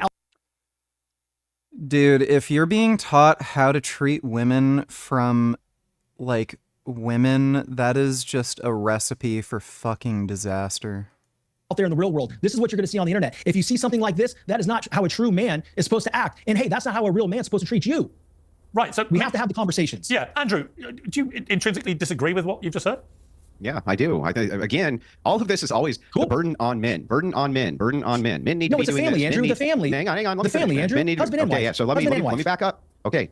Again, men need to do this. Men need to do that. What I'm talking about is what duties do women have in society? What are the actual women's duties towards men? Everybody is raised from the time they're kids how we're supposed to treat women. We all know how to treat women. We never talk about how men are supposed to be treated. That's almost never discussed, especially by how women are supposed to treat men, what their duties in society are. This has been completely dispelled. Oh, yeah. Oh, always be respectful. Don't be rude. Don't call her a bitch. Never hit a woman. Are women ever taught, like, be respectful for men, be kind, courteous? You know, like, no. That's why you have so many chicks. If you just go up and talk to a girl, like, do you think you're the first guy to come up and talk to me? I'm just trying to get my gas at the gas station. What makes you feel like you have the fucking talk to me while I'm getting it? So, yeah. He's making a fair point. Guys like Tate have risen because Christianity itself has become a feminized religion, especially the Protestant sects has become completely feminized. And it didn't used to punish masculinity at all. And now it does. And so where's the alternative? Where's the spiritual alternative? It's nowhere. And we need to get back to this fundamental question of what even is misogyny? Because I don't think that men kicking the crap out of each other, being brutes, insulting each other, hazing each other, even bullying each other is misogyny. Not only do I not think it's misogyny, I think it's perfectly healthy. Yeah, but I don't think that's misogyny. Well-adjusted. Is that the argument? That is not misogyny. Well, no, hang on. Misogyny is where you have a hatred or whatever you want to phrase it towards women. It's not about men treating men. Sorry, toxic masculinity is what I'm referencing here, and toxic masculinity is what they're claiming leads to misogyny. So what I'm talking about is these are all masculine traits. There's nothing wrong with them, right? When you're talking about misogyny itself, I want to know what that even is. Is it just asserting yourself to women, telling women no, telling them no, that's bullshit? No, I would say it's okay. Let me answer you. Saying stupid things. Andrew Tate says he's quite open about it. Women should stay at home. They shouldn't go out to work. They should do what he tells them. He's the king of the castle in his house. Blah blah blah blah blah. That is misogyny, isn't it? I've got a daughter. I've got a 13-year-old daughter. I don't want her thinking. Yeah. That's not misogyny. You can have a relationship on whatever terms you want. If you tell a girl, if you're going to be with me, you're not going to work, you're not going to get a job, you're going to have children, you're going to clean the house, like old school conservative trad wife, you can say that.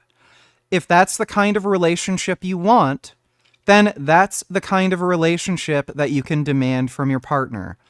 Women do the exact same thing. I want a man who provides for me, has a good job, is calm and respectful and courteous, fulfills my needs emotionally. They can do that exact same thing.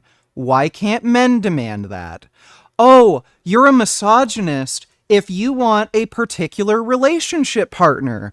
No, you should have, if you have to date a fucking porn star who fucks other dudes, goes on like week-long vacations in Cancun without you, not having any idea what you're doing, you're a misogynist.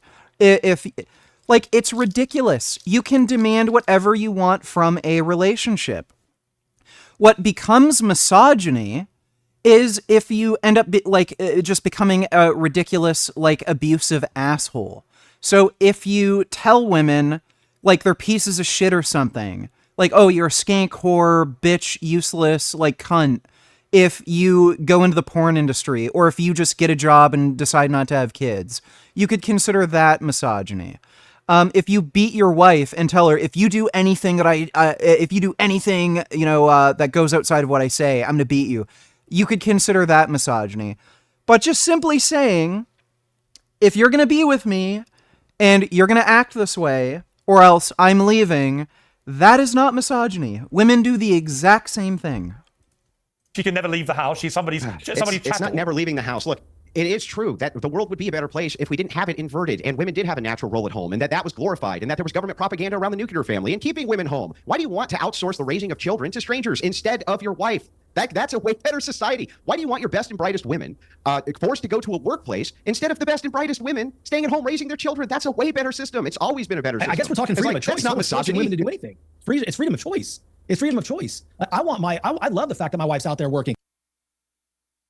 So Andrew is making a completely different claim.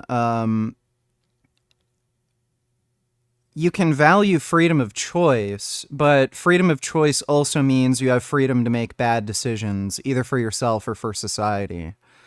So you can have freedom of choice, but have a worse society. He's just arguing that women staying at home and having kids is a better society than when the best and brightest women are going and getting careers and never having kids. Then you have like dumb fucking idiots just being taken care of by men and having kids. That's all he's claiming. Teaching kids and building adolescents. I love that. I love that. And to your point about what do I get from a woman? I have a home. I have 3 beautiful children. I have communication in the house. And to me, that means more than anything. Like, I don't understand where I'm not saying you're wrong in your world, but to sit there and say to a woman, what do I get out of this woman? That's treating her like an object. One thing I want to say. Oh my God. Beta male. Yeah, because when women say, oh, I want a man that makes a certain amount of money so I can just not work and have kids, is that treating the man like an object? So are women treating men like objects when they say this? Like, oh, I need a guy who makes a certain amount of money so I can stay at home and take care of kids and live the kind of life I want. Is that not treating men as... Oh, it's okay when women do it, but when men do it, oh, that's misogynist. Okay, so it's okay to treat men like objects, give them duties, I but don't you're not feel allowed like to an give women object. duties. I feel respected Okay, in well, my let me home. ask you this. I'm not How come angry it is about in the it. United States that men can be drafted? Women can't be drafted, but women can vote to send men to war. 18 years Well, women can be drafted now. old. They're stabbing each other in the face with bayonets. Women can vote to send men to war that they themselves do not have to fight. It's a duty that men have, they do not have. What's the counter duty for women? There's no obligation for women to have children, well under replacement rate. It's slated 45% of women will be single in the next 10 years, up to 60% in the next 30. That's the estimates right now. Our replacement rate, we can't even replace our own country's birth rates. That's how low they are. This is what we're seeing as a systemic issue inside of society because nobody will put duties on women. Go on, James. Maybe it's men like you that are making that happen. Maybe you're the problem. Rate is low. Yeah, it's crazy to me as well that you just don't talk over each other. Let James speak. I can't understand why you are sat there confidently thinking of yourself as a victim constantly. You have a platform and you're sat here like, I'm a victim. What are women doing for me? What happened in your childhood that has made you so traumatized as an adult that you cannot stand women succeeding? I'm so confused. I feel like the problem is not, and actually maybe this is our fault. Maybe this is the left's fault. Maybe this is they're not even attacking the point he's making. Modern society's fault for leaving people like you behind, but genuinely, we do not hate men, and toxic masculinity has been thrown around a lot. Ultimately, some of what you're saying is toxic, but that's not because you're a man. That's because you're an idiot. All right. Okay. So just to give you a quick rejoinder here. Again, didn't contend with a single argument I made. You just said, why are you acting like a victim? While you're here talking about how women are You're not victims. contending with arguments that other people It's wild to me. It's so wild to me. This is Piers' show. Let me go to Tommy. Tommy, I want to play you a clip. This is from a show called Newsnight on the BBC in the UK, where the host Victoria Derbyshire had a panel of young men on and asked them, when was the last time you cried? Let's watch this. When was the last time you cried? Look, there's a very easy way to solve this, by the way. I feel like religion is inherently anti-masculine because it teaches you to rely on faith and feelings over facts, which is a feminine trait. Caring about facts and empirical data is much more masculine. Well, yeah, Christianity teaches men to be fucking beta males. I've been saying that for a while. Like, the big deity in the Christian faith is a 5.5 foot tall, scrawny fucking dude who, rather than fighting for his own beliefs, just decided to die. Didn't even have the dignity and self-respect to fight for what he believed in. Just die. It just teaches you to be a bitch. Thanks for the donation, Ben Boy. Look, there's no point in arguing with women about this or like fucking beta males like on this panel. Women need relationships. Like I know everyone's talking about, oh, women are choosing not to be in relationships. That's fucking bullshit. I can guarantee you it's fucking dudes that are just checking out. Just demand what relationship you want. That's all you have to do. I don't know if society's changed in a way where men are at all interested in having kids or anything anymore, but all men have to do is demand what relationship they want. And if women aren't willing to provide that, then learn to be comfortable with just yourself. You can learn self-love. You can learn to be happy and content by just being alone. If you need sex, you can either watch porn, go to a massage parlor, hire an escort, casual dating. But all you have to do as a dude is just demand whatever relationship you want. And if women don't want to fall in line with that, then just make sure you are always in a position where you can leave. And that means don't get married. And it's funny, Andrew Wilson always promotes like marriage and shit because he's Christian, but it's actually antithetical to his own goals. Men need to be able to leave. Women will almost always fall in line if you threaten to just leave the relationship. Women are as hungry for relationships as men are hungry for sex. So it's that simple. There's no point arguing with women about this.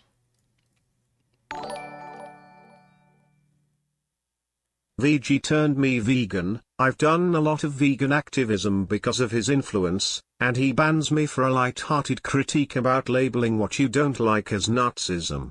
I quit Discord 2 years ago. You're the Discord user, weirdo.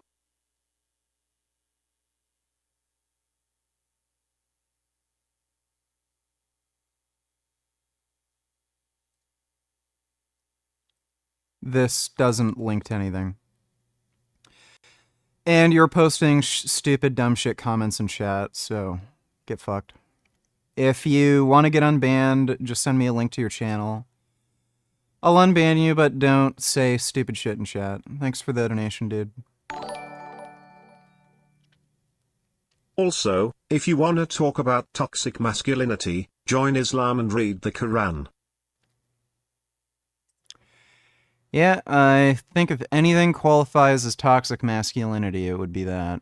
Thanks for the donation, Grey Knight. Honestly, the last time I cried, I couldn't tell you. Same with Leo, I can't really remember the last time that I cried fully. A lot of times I feel emotion and I look at myself, why can't I cry? We're told to suppress our emotions. I feel like to guys, we may be treated a certain way that evokes an idea that we have to be extremely strong and upfront and here as a man, and I'm going to be composed at all times.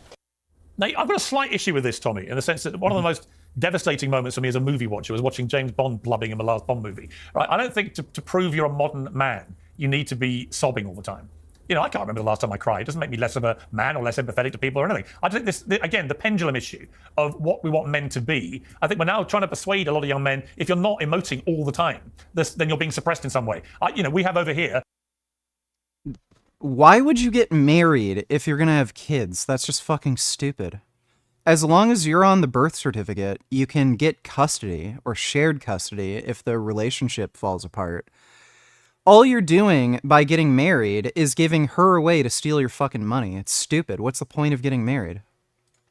The British stiff upper lip, which I think gets a really bad rap. I think it's not a bad thing to actually not over-emote. Your thoughts? I agree. I think Yeah, it's sorry, Sean, I'll come to you. listen, That was for Tommy. I'll come to you in a minute, Sean. Oh, sorry, Tom. Tommy. Sorry. Yeah, I don't disagree with you at all, Piers. I don't think that men should be trained to be overly emotional and that should be a sign now of new maturity, being emotional. I don't agree with that. I don't think there's anything wrong with men crying in certain circumstances. Listen, everybody has a different journey. Everybody has a different set of circumstances. There are circumstances wherein men crying I have no issue with. It's also not up to me to Oh yeah, dude, it's so hilarious. Like, women will say, oh, I wish men were more emotional around me. Then when they are, they get the ick and then, like, leave and don't want anything to do with you. tell a man when he can or cannot cry. I personally prefer the men in my life not to be overly emotional, but that's just a personal preference. Really, who am I to tell? I'll do my best to not say dumb shit. Sorry about that. Alright, I'll unban you. There you go. You're unbanned. Thanks for the donation, dude. Tell a man how he should exhibit his emotions. But again, I think that there is two sides here that are both too extreme. You've got the one hand that wants men to be feminine and cry and show their emotion and be weak. And then you've got the other side that says you cannot cry. You must. What the fuck do you mean stop with the generalizations? If like 90% of the people you come across behave in a certain way, like, look, the reality is women don't want to be with men who don't make demands. It's just the reality. All of these dudes who act that way, where it's like, oh yeah, sure, honey, we'll do what you say, and make all these concessions. Like, no, women don't want to be around men like that. So, look, make demands. Stop giving concessions that you're uncomfortable with. Not only do men want to live in a manner that aligns with their own interests, women want to date men who live in a way that aligns with their own interests. So, it's just fucking stupid. It's just the reality, okay? I don't know what else to tell you. Like, it's not a generalization to say this is what works in the majority of relationships, or this is what most women want. Ugh.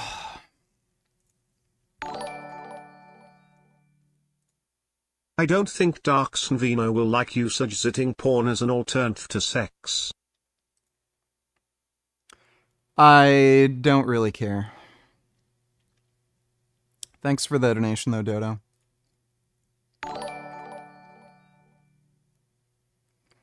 What's wrong with being sentimental and sensitive? Sometimes it's attractive. Yeah, you say that. You say that. Look, talk to any group of dudes and see what they think when they're sensitive and open up to women and shit like that. And try to do this, like, bullshit game where, like, oh, it's okay to cry in front of a girl or share your feelings. They all leave. So when you tell dudes this, it doesn't work, okay? Women do not want to hear about your fucking problems. They just don't. So the solution around this is stoicism. If you learn that you have control over your own emotions, that trauma is only traumatic if you view it as trauma.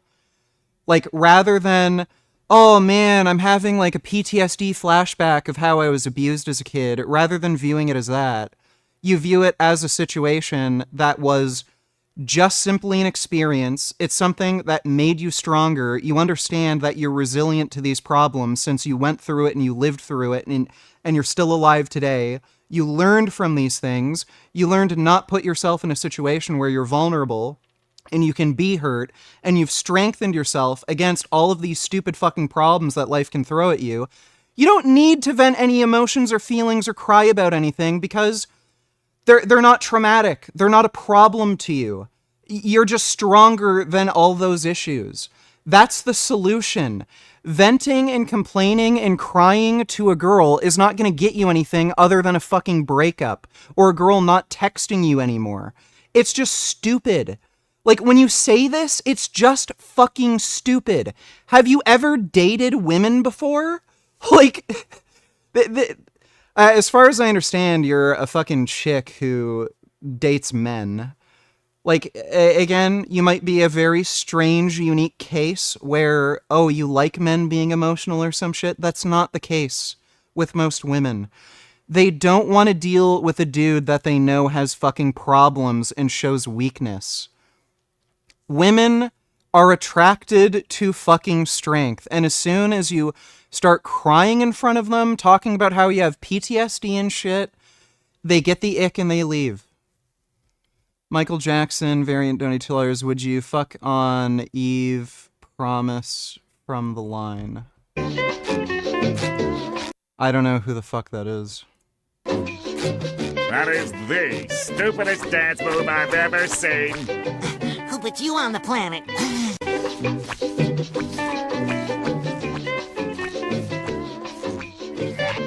Who put you on the planet?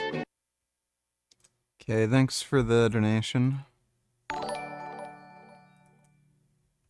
It's kind of funny how RFK can't promote genuinely good health policy, so he just calls anti-Semitism a poison and does philosemitic college tours acting as the Jews are. No hate to the Jews or Israel, lol.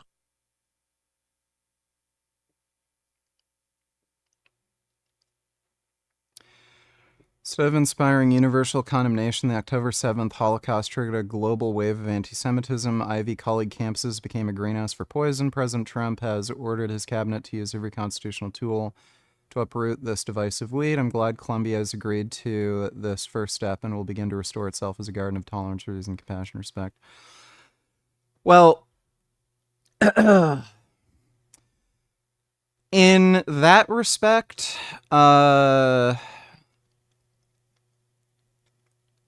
I don't know if it's right to say Trump isn't the hero we want. He's the hero we need. It's kind of like a broken clock being right twice a day. So I think the fundamental reason Trump is right about this isn't because he has any strong fundamental values. It's just because he just happens to be right and he's broken clock. So, yeah, just one of the few good things from his administration where he's standing with Israel, but it's not necessarily for the right reasons. Thanks for the donation, retard. How is that weakness? It's strength to admit your feelings and be vulnerable. Vulnerability is never a strength. I don't know if Discord works. I don't know if they do. I don't know if they even have Discord. There is never a situation where vulnerability is a strength. Never. Ever. Being vulnerable is, by definition, weakness, because it means it's something that is exploitable. So, again, when you're telling somebody that, oh, this really upset you, or you're sad over this, and you start crying and breaking down, and you're remembering trauma, that is weakness. You are admitting this is a weakness you have, and it's making you cry and break down. That is something that women do not find attractive. So, what you are saying is self-contradictory. Weakness is strength. How is that possible? That is a direct contradiction.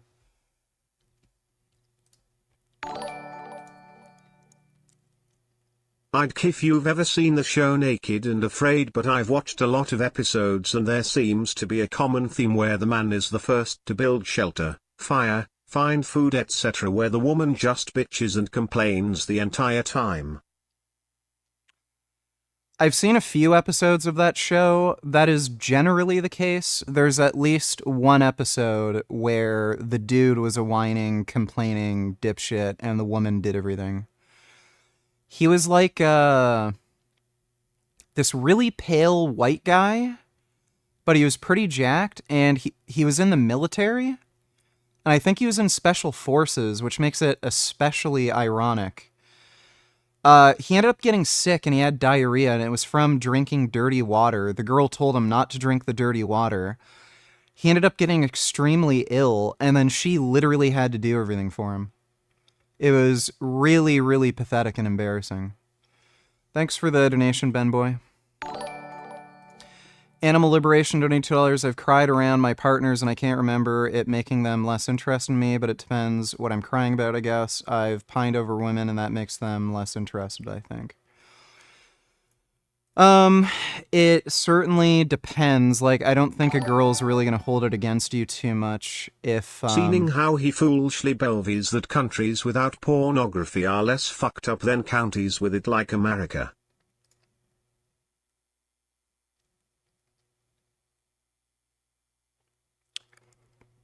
Yeah, okay. Well, I think the states where porn is banned, they actually watch more porn.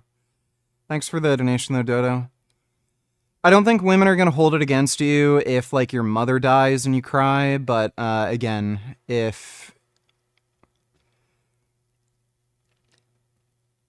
you're like Jordan Peterson and you cry from watching Pinocchio, I can guarantee you that will give women the ick. There are women who are fucking crazy like that, for sure. I think that's more of an exception, but again, if you are, like, crying about past childhood trauma or something, or if something isn't going great with your job or some shit and you cry about that, or you break down in some way, that absolutely gives women the ick in general. Must always be strong, and you should look at women as an object. So again, there's got to be a happy medium here. I think there once was, but now because of, again, I agree, there was an overreaction of the feminist movement to make men weak. Isn't it unhealthy to not cry for the longest period of time? No. I don't see why it would be. Again, breaking down in some way shows that you have weakness. This nigga just learned this shit after being married all those years and proves your point that women don't give a fuck about men's feelings. Yeah, I just told her. I was like, fuck it. I just said I'm sad. And she just went, oh.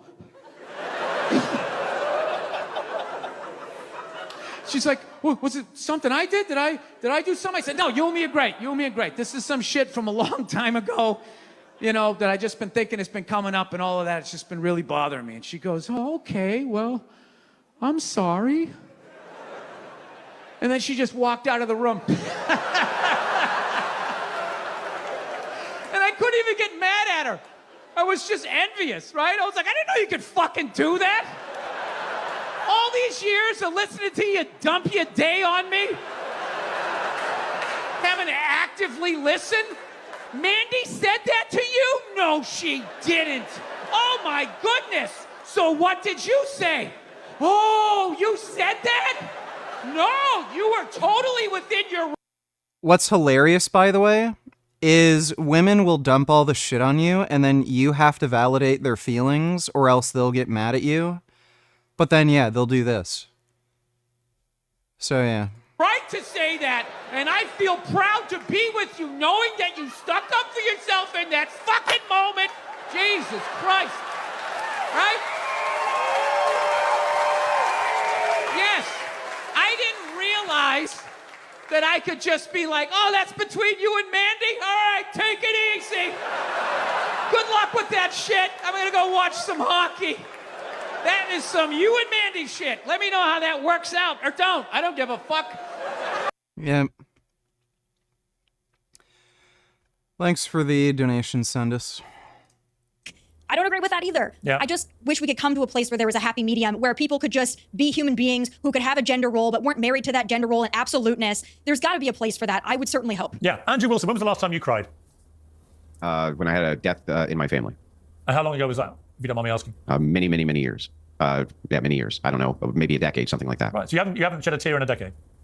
I don't think so, no. Would you see it inherently as a weakness in a man to over-emote? Yeah. Well, yeah, men, listen, you don't want men to fall to pieces in crisis. You're the head of a family, you're the head of your household, and also you're the heads of nations. You have a moral obligation not to fall to pieces. In fact, I would say you're duty-bound not to. You need to be able to control your emotions, and you need to be able to attempt to control them at all times. It's not to say that you're not going to lose control. Nobody's perfect. But I think that the idea of the stoic man is a much better prospect for the idea of, like, this leftist that I'm arguing with next to me on the panel. I would not want to be that guy, that person who just cannot control their internal emotions. They can't do it. And unfortunately, again, this is through the viewpoint of the feminine prism. I don't think women and men are different emotionally. Oh my god, that's so adorable. Oh boy. Yeah, that's fucking hilarious. You're either dating men who are extremely fucking feminine, or you are just, like, so fucking oblivious. That it's only through empathy, right? Empathy first. And it's like, no, it's not always about empathy. It's also about reason. It's also about logic. It's also about understanding that we live in a carnal world full of warring tribes who are always killing each other. And that's part of the human condition. You can't afford to have your men losing control to emotion or to empathy. James, when was the last time you didn't cry on a date? Let's flip the question around. I haven't cried today, but I did cry yesterday. And I think it's okay to cry. And it's funny that you keep trying to goad me and saying that I... That TV show Naked and Afraid You Disped VG reminds me a lot of prehistoric hunter and gather tribes where the caveman were the protesitters of their families while their mates stayed at the cave and watched the cave kids. If you look at most hunter-gatherer tribes today, that's usually how their societies work. And it makes sense to conserve calories, right? So having people that require less effort to do certain things, like hunt or gather food or water, and then women just not do as physically demanding things, it just makes sense practically speaking. So, yeah, that's how it usually works. Thanks for the donation though, Dodo.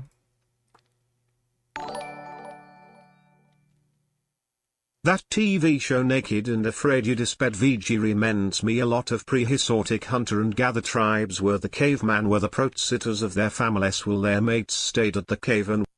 Why did that donate twice? That's weird.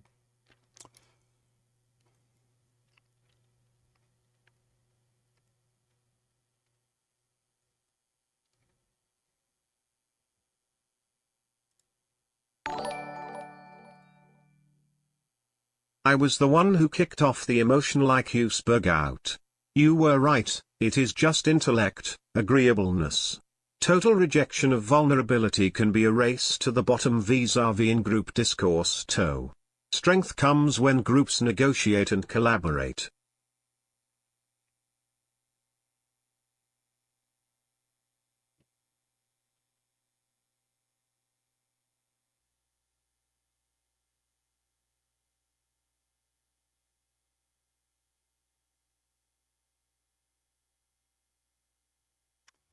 I don't know exactly what you're trying to say. But yeah, there's no such thing as emotional intelligence. That's just fucking stupid. And yeah, people have more power when they cooperate and work together. I think that's obvious, but thanks for the donation, retard.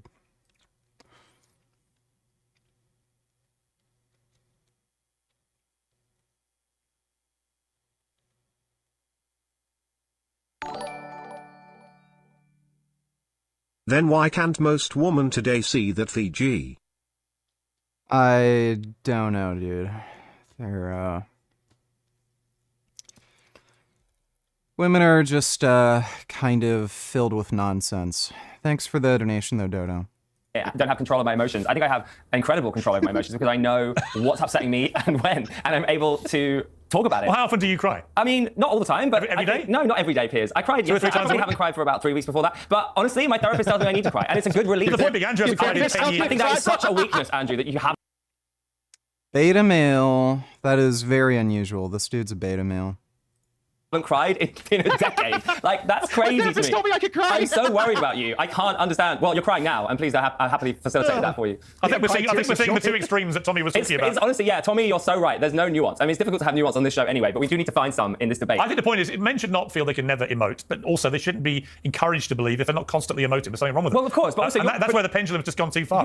You are also sort of guilty of this manosphere, Piers. You're very much in the manosphere yourself. What do you think that means? Well, it means that you think James Bond shouldn't cry, and that if he does, that's a weakness. I want James Bond to be. I want him to seduce women. Which he does. I want him to be a ruthless, steely-eyed dealer of death to bad guys. But also, I want him to have a cigarette with his whiskey or his shaken not stirred martini. Maybe Andrew's your type. And I don't want him sopping like a baby. It all comes down to evolution as to why men crying is seen as unattractive. It signals to the woman that he will be the first to die off.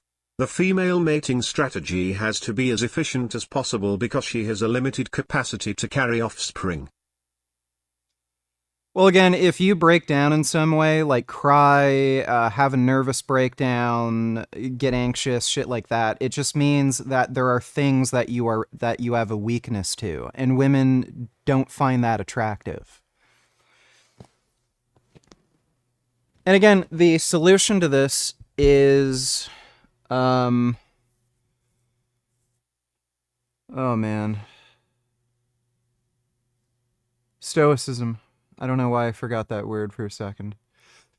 Yeah, the solution to this is stoicism. And both men and women can learn and practice stoicism.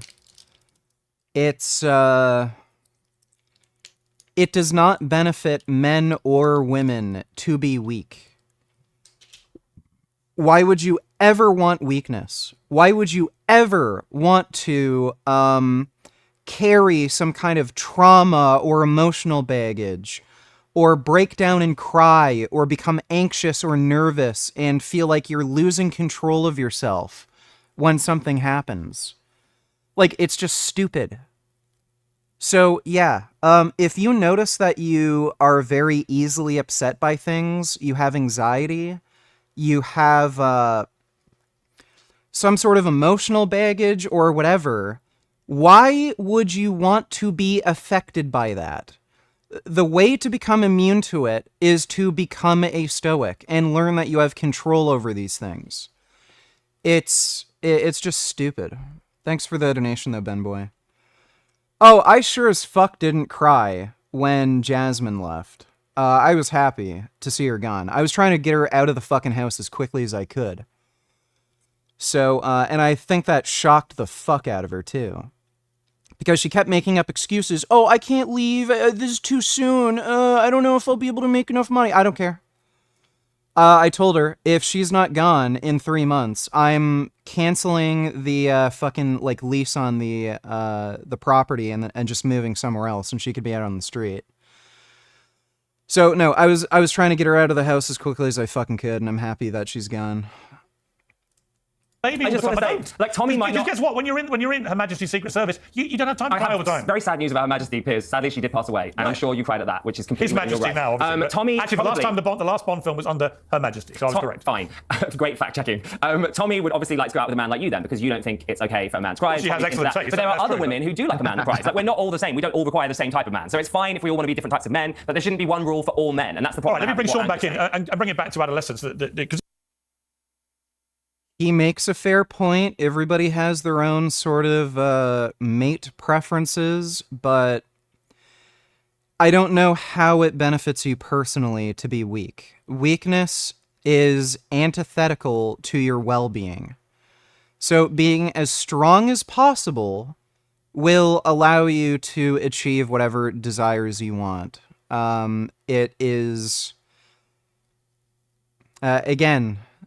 You are far more likely to be successful if you are strong, both physically and emotionally and mentally. So I don't know why you'd just be okay with being weak. It's just stupid.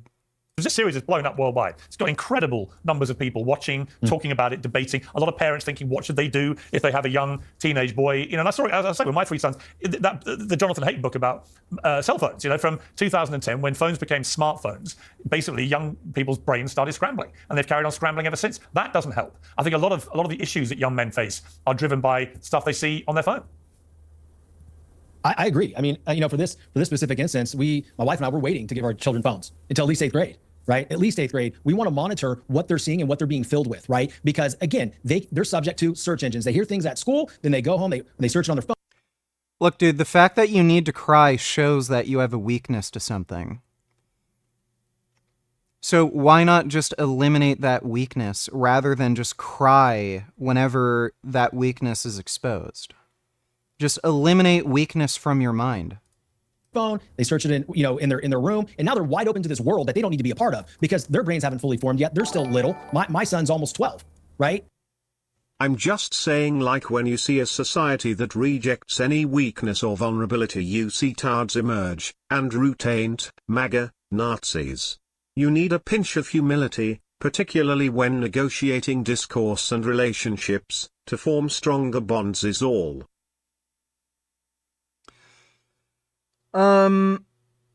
We need a society that allows strength to flourish and allows people to become more strong. So just preying on the weak does not do that. So attacking gay and trans people does not do that. Not allowing like black people to vote or have jobs does not do that. We want a society that is focused on strength. So making people stronger and allowing strength to flourish. And again, when you go out and just bully people, attack people, and try to bring them down, that doesn't do that. But thanks for the donation, retard. Dodo donated $2. Let me see.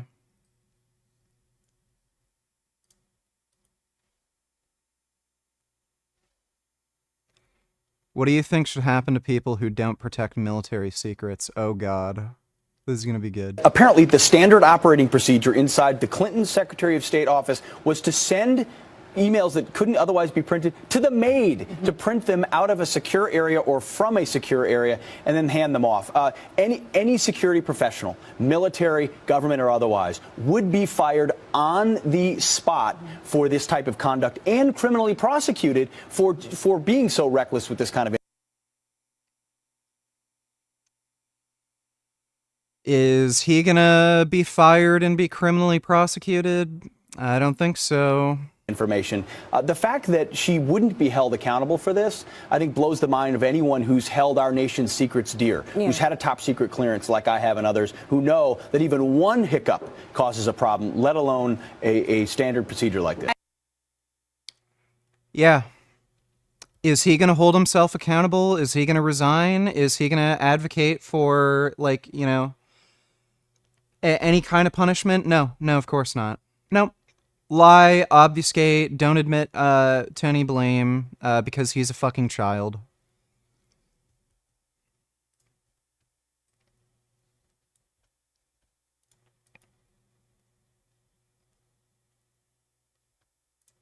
Tens of thousands of people are Isn't Elon Musk helping Erdogan? gathering, not just in Istanbul, but in multiple cities across Turkey this evening. It's the fifth night of protests ever since the Istanbul mayor and a number of other people were arrested on charges of corruption and also terror charges.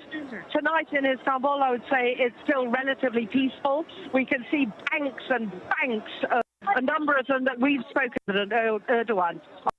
They are certainly... His time is coming. What do these people do all day? How is it physically possible they don't know anything?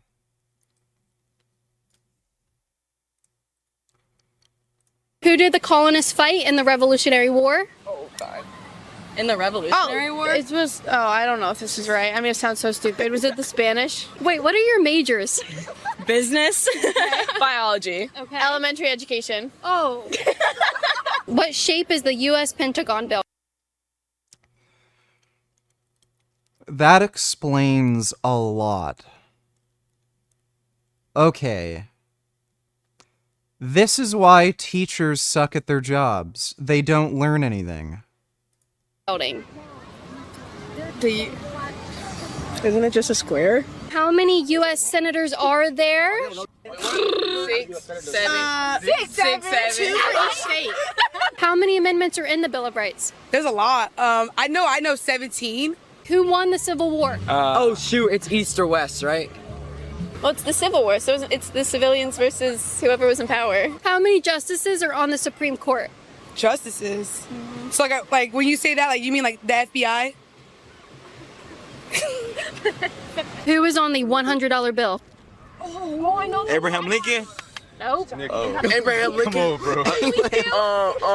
That's the First Amendment. What's the second? Right to vote? Name 3 states that border Canada. We'll just do one per person. Asia. I didn't know Canada had a border. Who did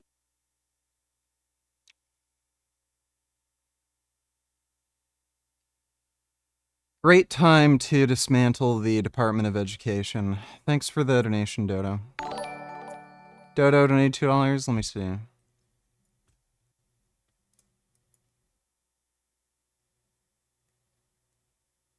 When my kids got there, I need to hurry up.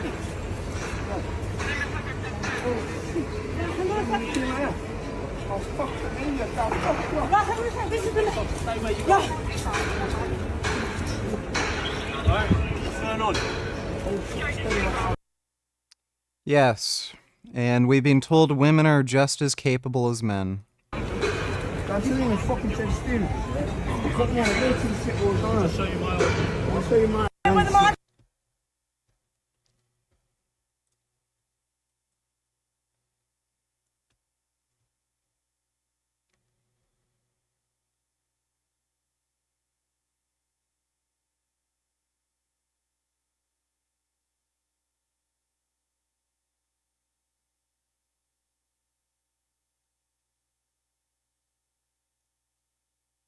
Earlier this year, Netflix released a documentary called Don't Die, The Man Who Wants to Live Forever. Don't Die is actually Brian Johnson's longtime catchphrase and a huge following, and curated this a pretty small startup. And basically it's selling Brian Johnson's full life philosophy. It's not atypical at most companies to sign some kind of standard form of NDA. So for example, a company would not want you to post any of its privileged documents, but it's really going into every single corner of what you can or cannot say. There's a section That's typical.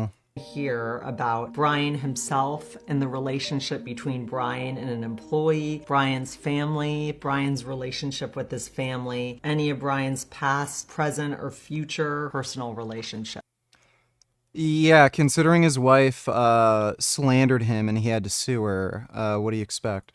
Or several lawyers have told me is a very unusual agreement. It's called an opt-in agreement. The document is pretty explicit in telling employees the types of behavior that they have to say they're okay with. Brian will sometimes have no clothing, no underwear. They might be in proximity to discussions for media production, including erotica. They might be involved in discussions that involve This is just perfectly normal for a social, like a company that uses social media and stuff. This is stupid.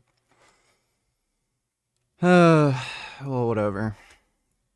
If you're gonna criticize him on anything, it would be just some of the stupid procedures and stuff he does, and some of the supplements he sells are questionable. But like, this is stupid.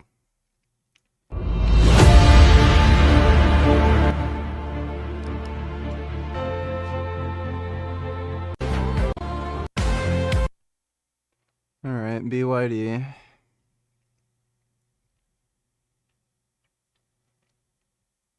Yep. Ugh.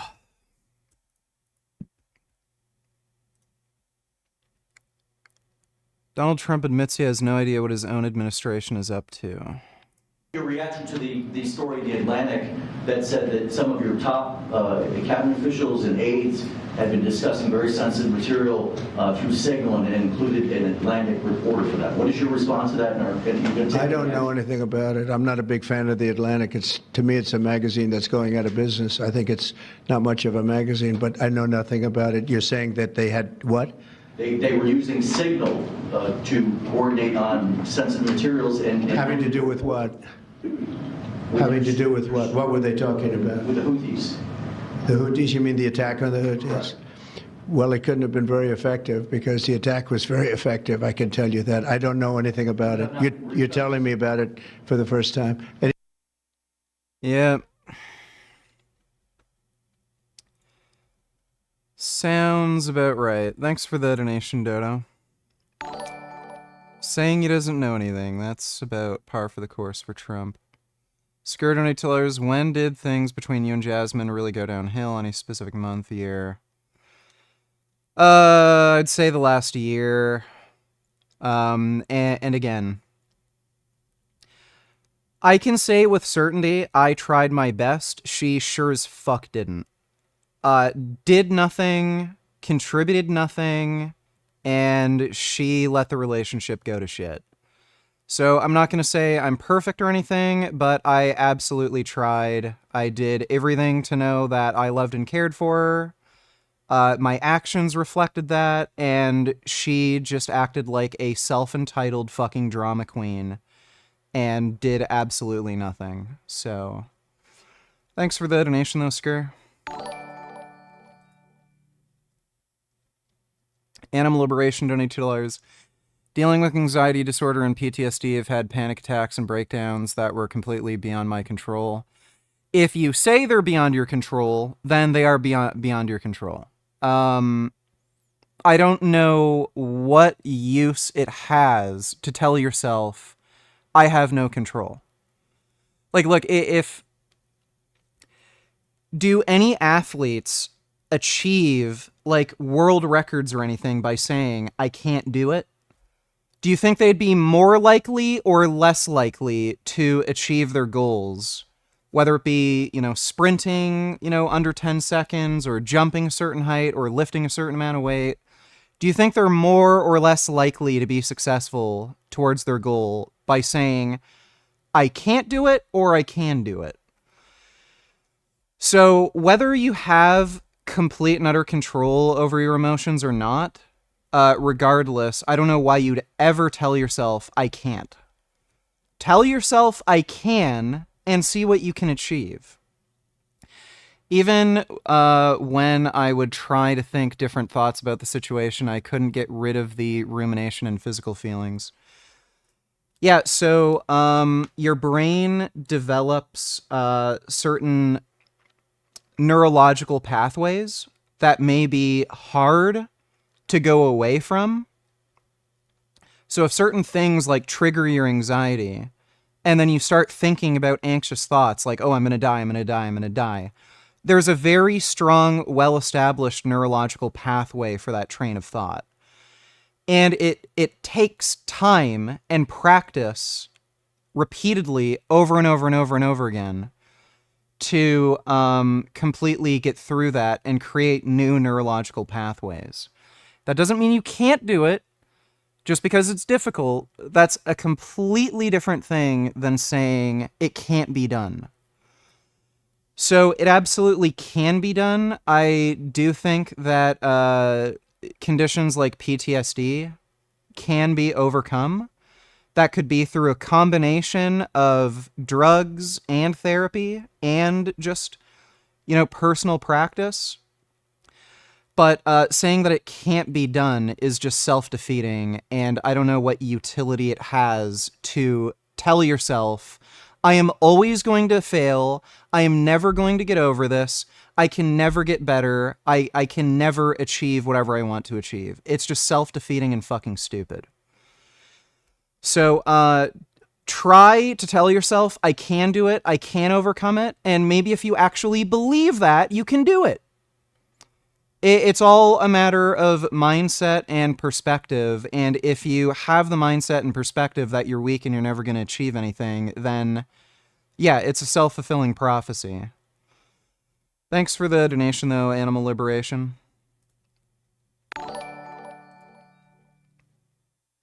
Men evolved to be stoic and basically cannon fodder. Women carry the children, so they matter more from a biological perspective. Yeah, we live separately from nature now, but we still have certain subconscious biases from the past programmed into us. We are literally chimpanzees that are intelligent. So I think a lot of people forget that, just because we're highly intelligent and we can develop iPhones and shit, we're still chimpanzees. So yeah, a lot of that sort of chimp behavior still exists, those chimp biases still exist, and chimp tendencies still exist. So yeah, men and women are different, they think differently, they have different priorities, and it's because we're chimps. Thanks for the donation though, Ben Boy. I've never been diagnosed with PTSD, but I absolutely had anxiety issues. I had general anxiety.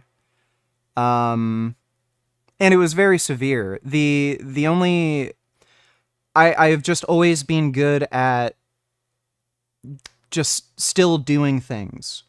Like, it would affect me. I'd have streams where I was on streams for hours and hours and hours. Nobody could tell that I had anxiety, but I had horrible, horrible, crushing anxiety that was unexplainable, inexplicable, but I don't have it anymore.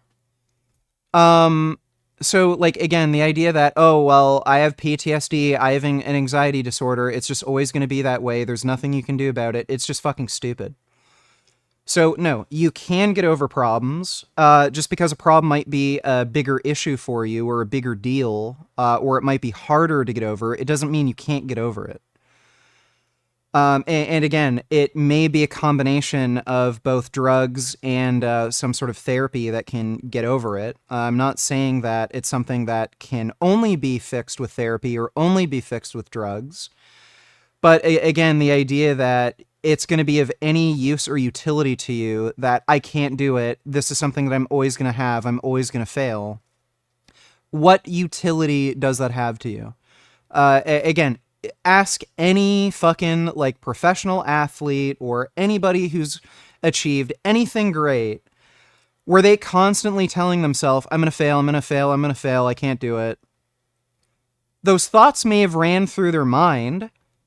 Like, when I was training for the 410-pound bench press, I certainly was well aware that it's possible that I would never be able to do it. It's possible, but I didn't care. I told myself, I'm going to do everything I fucking can to bench 410. I don't care what people say. I don't care if there's any stupid random thoughts in my head that pop up where this is too heavy, you're going to hurt yourself, you can't do it.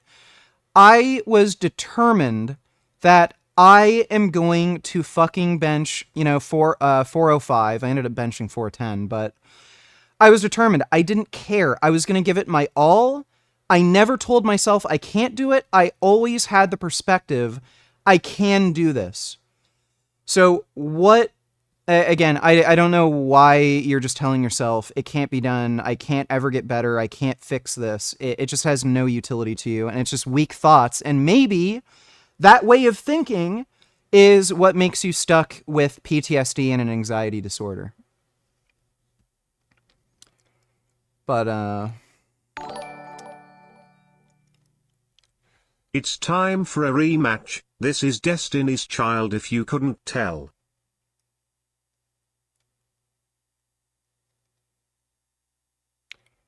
March 23rd.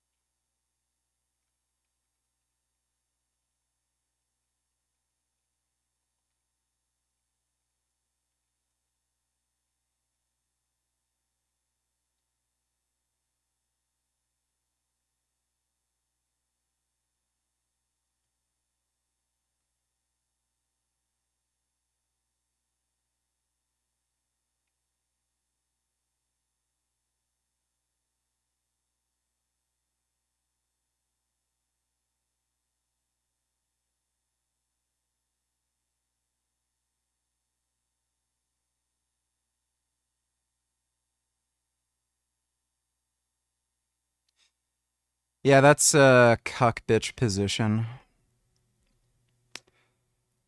Maybe I could debate him on that sometime, but thanks for the donation, Caleb.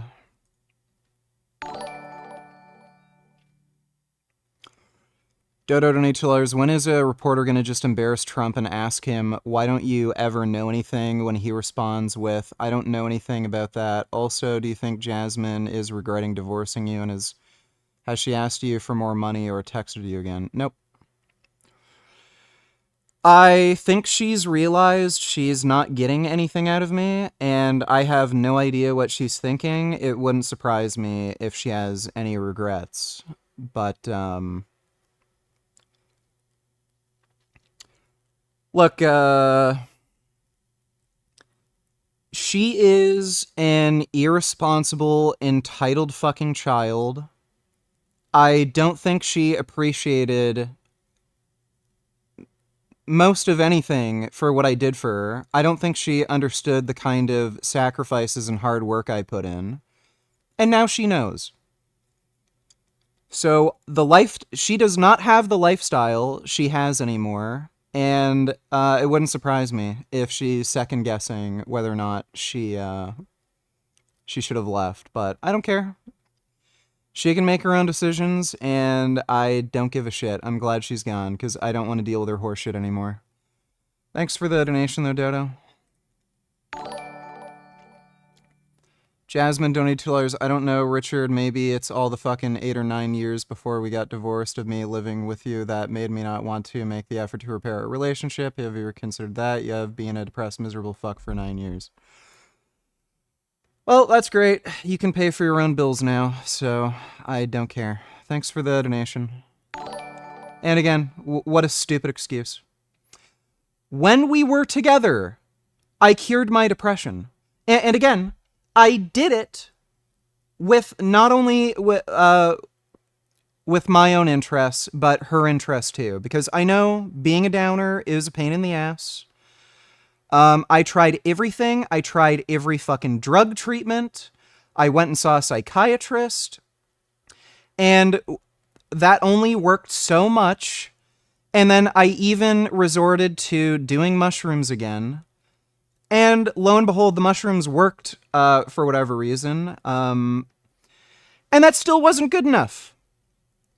My depression went away. I was not a downer. I was cheerful, happy all the time, in a good mood.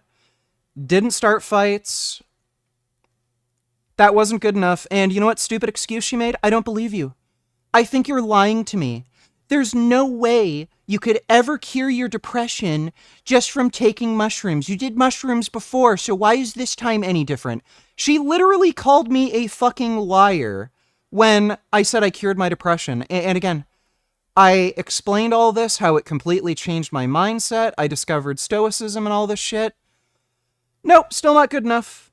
So if that was the reason, well, great. You can pay for your own rent, your own food, your own car, your own everything. I don't care. I don't need her.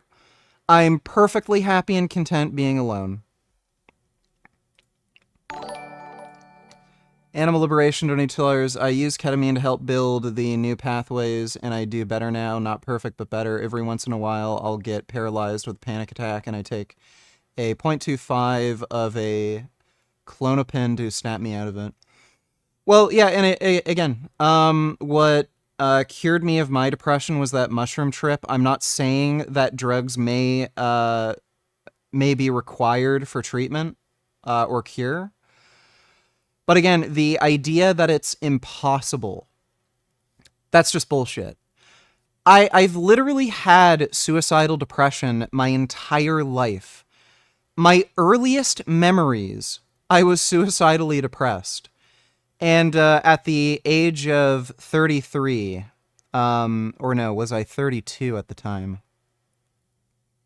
Yeah, I think I would have been 32. I cured it. So, it's not impossible. These very serious, crippling mental illnesses can certainly be cured.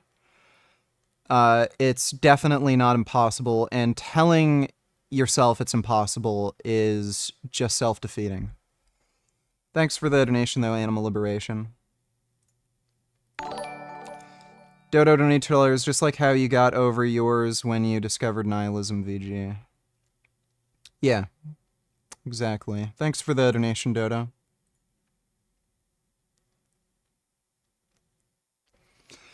I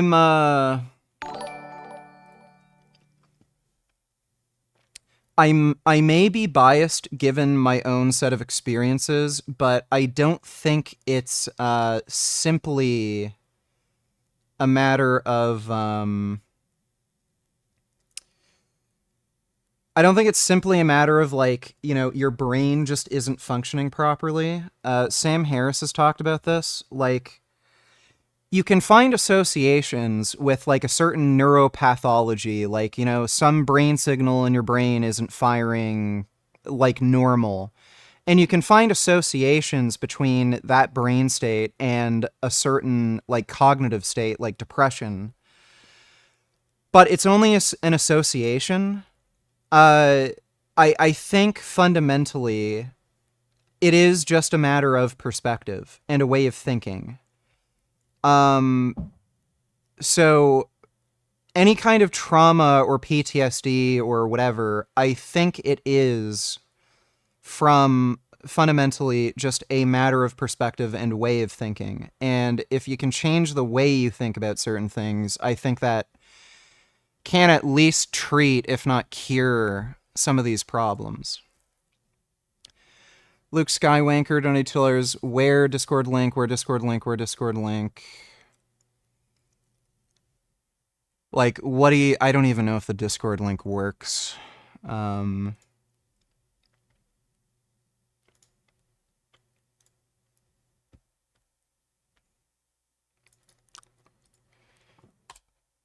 You can see if that works. I've been having an issue with my Discord, but you can try clicking that link. I don't know if you want to talk to me about anything, but thanks for the donation, Luke Skywanker.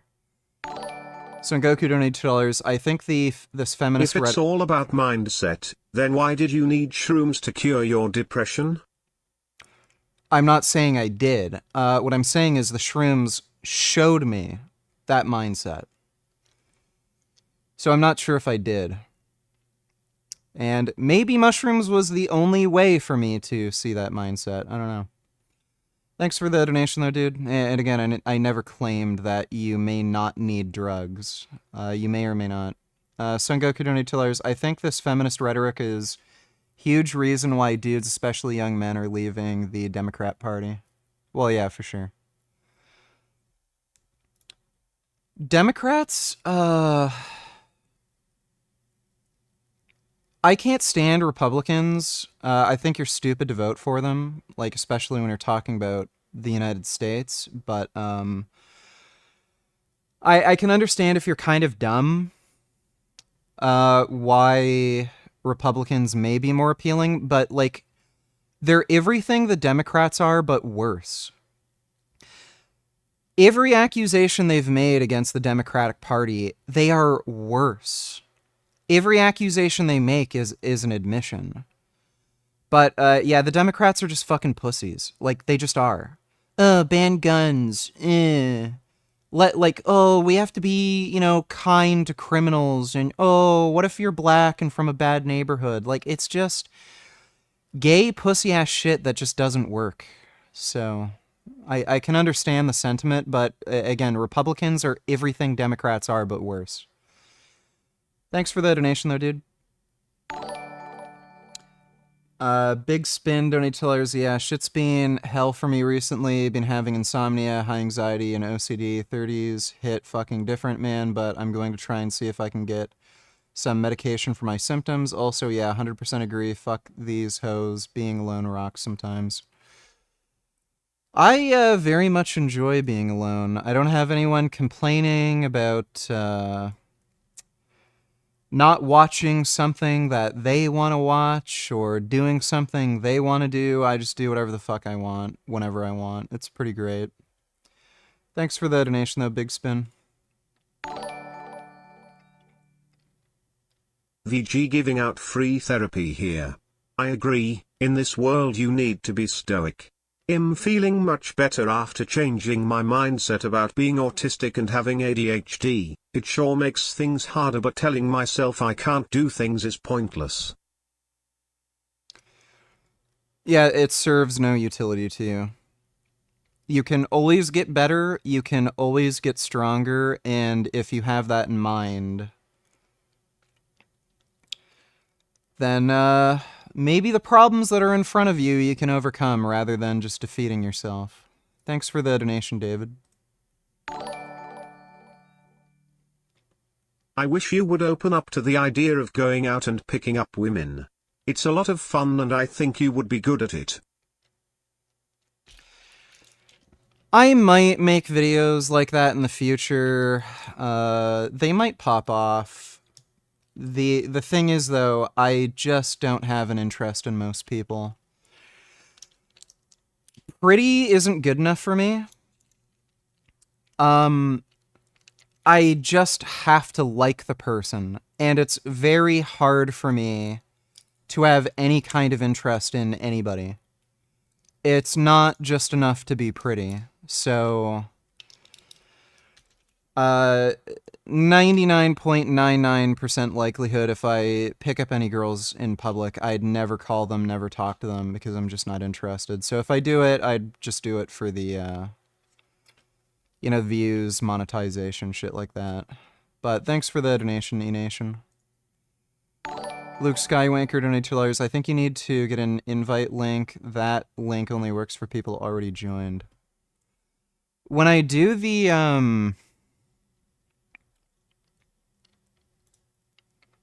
invite people, copy, it copies hidden use copy button.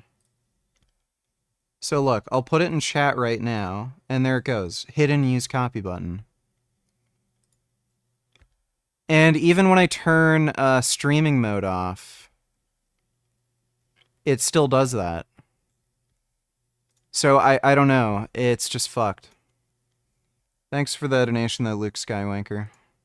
I got to be very careful of what he puts in his mind. And social media, and for the things that we are doing as adults, yeah, it's pouring into our household and we're doing well with it. But for an adolescent, like these young kids, I'm seeing kids at dinners when we're at restaurant surfing TikTok while their parents are not even paying attention to what they're doing. Like that right there is a massive problem. And if we don't, as a society, get a hold of that. Jasmine donated $2. Richard, I'm considering coming back to the house and coming back to the relationship. I've been lonely, realized a stupid decision to make. We'll make it work. Finn is... and the horse are dying to see you. I can come over this weekend. And no, that's not happening. Thanks for the donation. Then this will never end. There'll be more series like Adolescence that hit even harder because we're witnessing it in our own lives. Yeah, I mean, Andrew, you seem to be in agreement with some of that. Yeah, I mean, it's poison. There's no doubt. It re-scrambles children's brains, and it's very difficult to monitor. Even if you have parental controls, they can find ways around it. At school, they have peers who will assist them in getting around it. You have to monitor it really well. Smartphone technology for my own kids, it was kind of new. I wish that I, in retrospect, had done more guarding against that myself. You don't know the dangers of that technology until children get a hold of it, and then you're left scrambling, going, "Oh man, I wish I had known that this was going on or that was going on," but you have no idea. Now, though, we have a little bit of retrospect, and we know that it's an appropriate thing to do to guide against this type of technology because, yeah, he's absolutely right. It does create all sorts of problems for kids. I'm not sure that gets to the heart of the masculinity and feminine issue, but I totally agree with him that we should be safeguarding our children against this technology. It does seem to be very bad for them. And James, there is pretty well unfettered pornography on the internet available to young men and women, obviously, but men are watching a lot of often quite violent, degrading sexual scenes in these porn clips they're seeing online. None of that can help in the way an impressionable young male mind goes about trying to forge a real relationship with an actual woman. Well, I think it's important not to say young male mind. It's any person's mind, right? Like, I don't think we should victimize men. I can't believe Andrew's agreeing with me. But yeah, it's awful. I mean, I genuinely don't think people should have phones until they're 16. They certainly shouldn't have. Well, Australia's done that, and I'm not against it. The smartphone ban until 16. I mean, it's terrifying. Why not? You can't go on air on TV and say whatever you want. Like, I know you're pretending that you're uncensored, but you couldn't sit here and say literally whatever you want. Okay. Well, not really, Piers, because if you said something that incited hatred or racism or a terror attack, I wouldn't want to say be that. arrested. But online, why would I want to incite a terror attack? I'm not saying that you want to. I'm just trying to make a point. Online, you're saying I can't say what I want. Online, I do not want to incite a terror attack. But if you did, I'm allowed. You're raising an interesting point about censorship. Yeah. We're uncensored because I don't say anything I don't want to say. Right. So when you say I'm censoring, I'm actually self-censoring. I'm not going to call for a terror attack. I'm not saying that you would ever do that, of course, but I'm saying that if you did, there would be accountability for that because you are broadcasting to a lot of people. Right. But a lot of people online do not have that gate stopping them from saying horrendous things, and so therefore it can blow up online, excuse the horrible pun, and that shouldn't be allowed. There should be a system in place that stops people broadcasting things that aren't meant to be broadcast to millions of people. Hey dude, I just watched your debate on Big John Steele's channel about atheism being whack. That was such a good back and forth. Would you ever study up on Christianity's history and debate John again? Cheers. Who the hell is Big John Steele?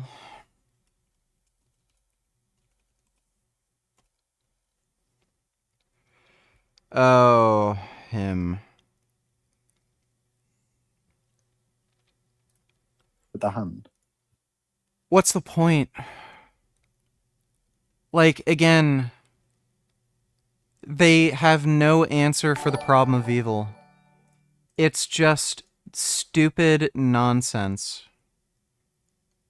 They have to completely change what benevolent means to suit their worldview.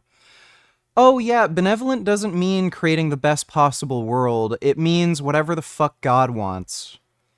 Well, then you're not really talking about benevolence. You're just talking about some fucking horse shit. Like, I don't care. Christianity's fucking stupid. It's just weak beta male horse shit. Thanks for the donation, no name for now. Richard Big Brains Gaines Burgers. Black bean patty borgie or impossible borgie? It'd kind of depend on what I'm in the mood for. But Impossible Burger's good, Black Bean Burgers are good. Did you ever try to start a group text? You're adding people and you accidentally add the wrong person. All of a sudden your Aunt Mary knows all your raunchy plans for the bachelor party. Why do you think some atheists convert to Christianity? Because they're weak and stupid. Well, that kind of happened today with the Trump administration. Mike Waltz was putting together a group chat on Signal, an encrypted app, with the Secretary of Defense, the VP, and a bunch of other national security officials to collaborate on whether to strike Iranian proxies in Yemen who keep firing missiles and shutting down shipping. Well, National Security Advisor Mike Waltz accidentally added a reporter to the group text, and not a good reporter. Jeffrey Goldberg from The Atlantic, one of the biggest hoax artists around. Well, he heard some things he probably shouldn't have, but could have been a wee bit of a security breach. But it's not like they homebrewed a server and then bleached it or kept classified documents in their garages next to their Corvette. Yeah, this is a fucking cope if I've ever seen one.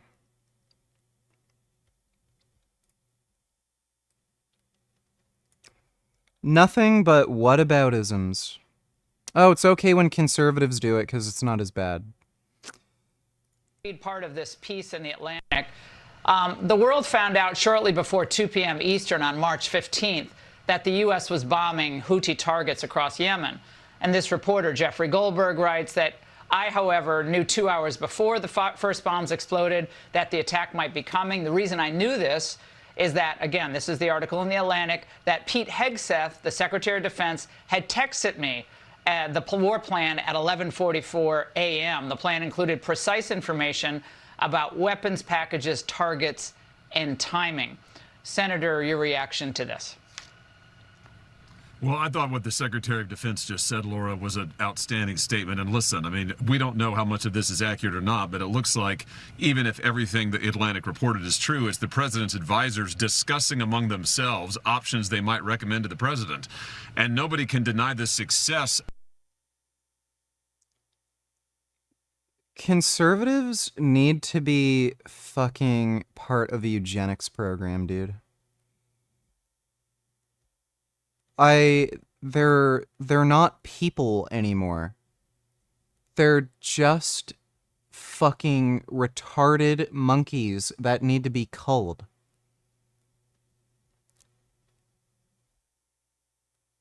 I just can't believe it. Right. So, oh, Joe Biden had classified documents he shouldn't have had. Oh, arrest him. Oh, Hillary. Oh, arrest her. Oh, if anybody does something like this, they need to be tried. They need to be thrown out of office. This guy leaks fucking war plans on a text messaging app he's not supposed to use. Oh, you're making a big deal out of that? They are not a real legitimate political party anymore, or political group. They're just retarded, brain-dead fucking monkeys. Thanks for the donation, retard.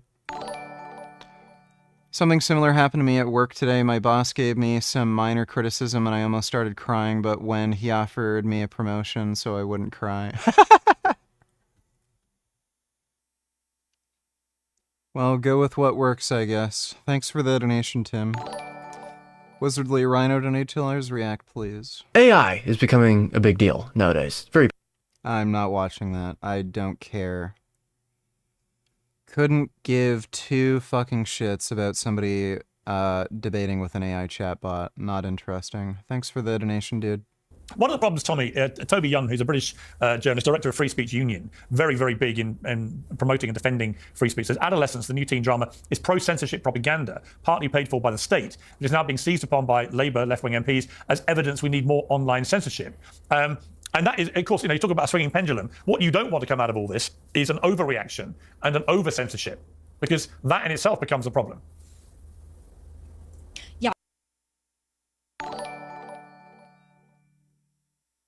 Don't worry about me, re-echoed. I already found my new boyfriend, 48-year-old sugar daddy from Australia.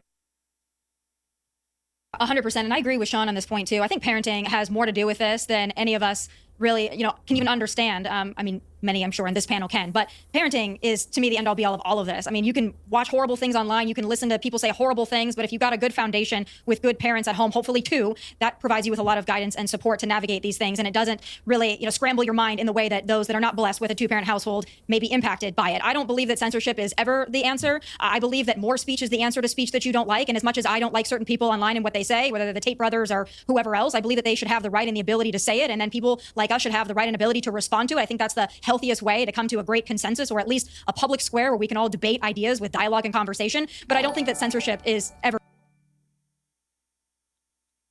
Babar donated $2 interested. Let me see.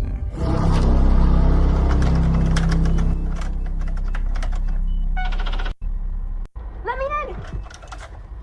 Please! It's coming!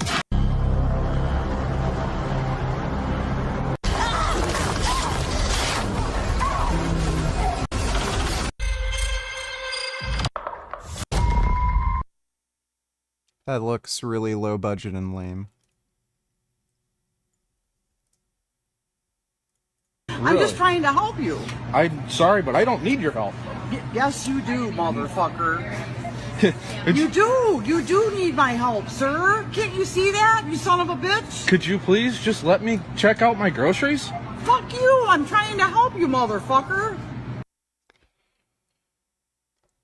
The reason Apostate Prophet is converting to Christianity is because he's the same idiot he's always been. So all these people who are ex-Muslims or ex-Christians who were atheists or claim to be atheists, then they convert either back to the religion they had or, some other religion.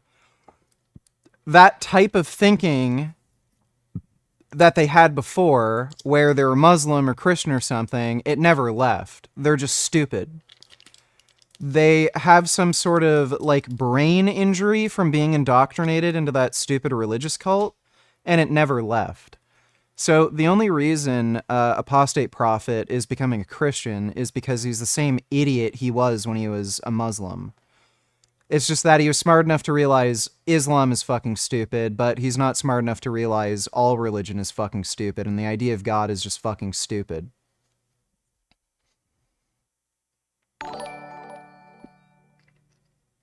How is Gummy? Also you, but mainly Gummy. Gummy is doing very well. He is being very gummy. We basically just cuddle and hang out all day. Thanks for the donation, Nut Muffin.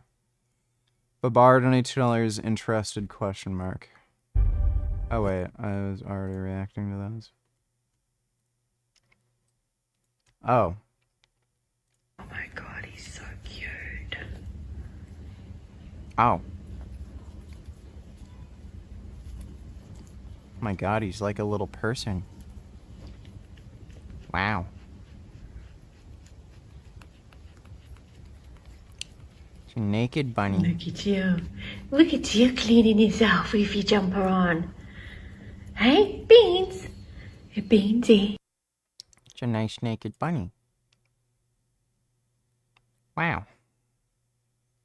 It's a nice bun. That rabbit looks like chicken.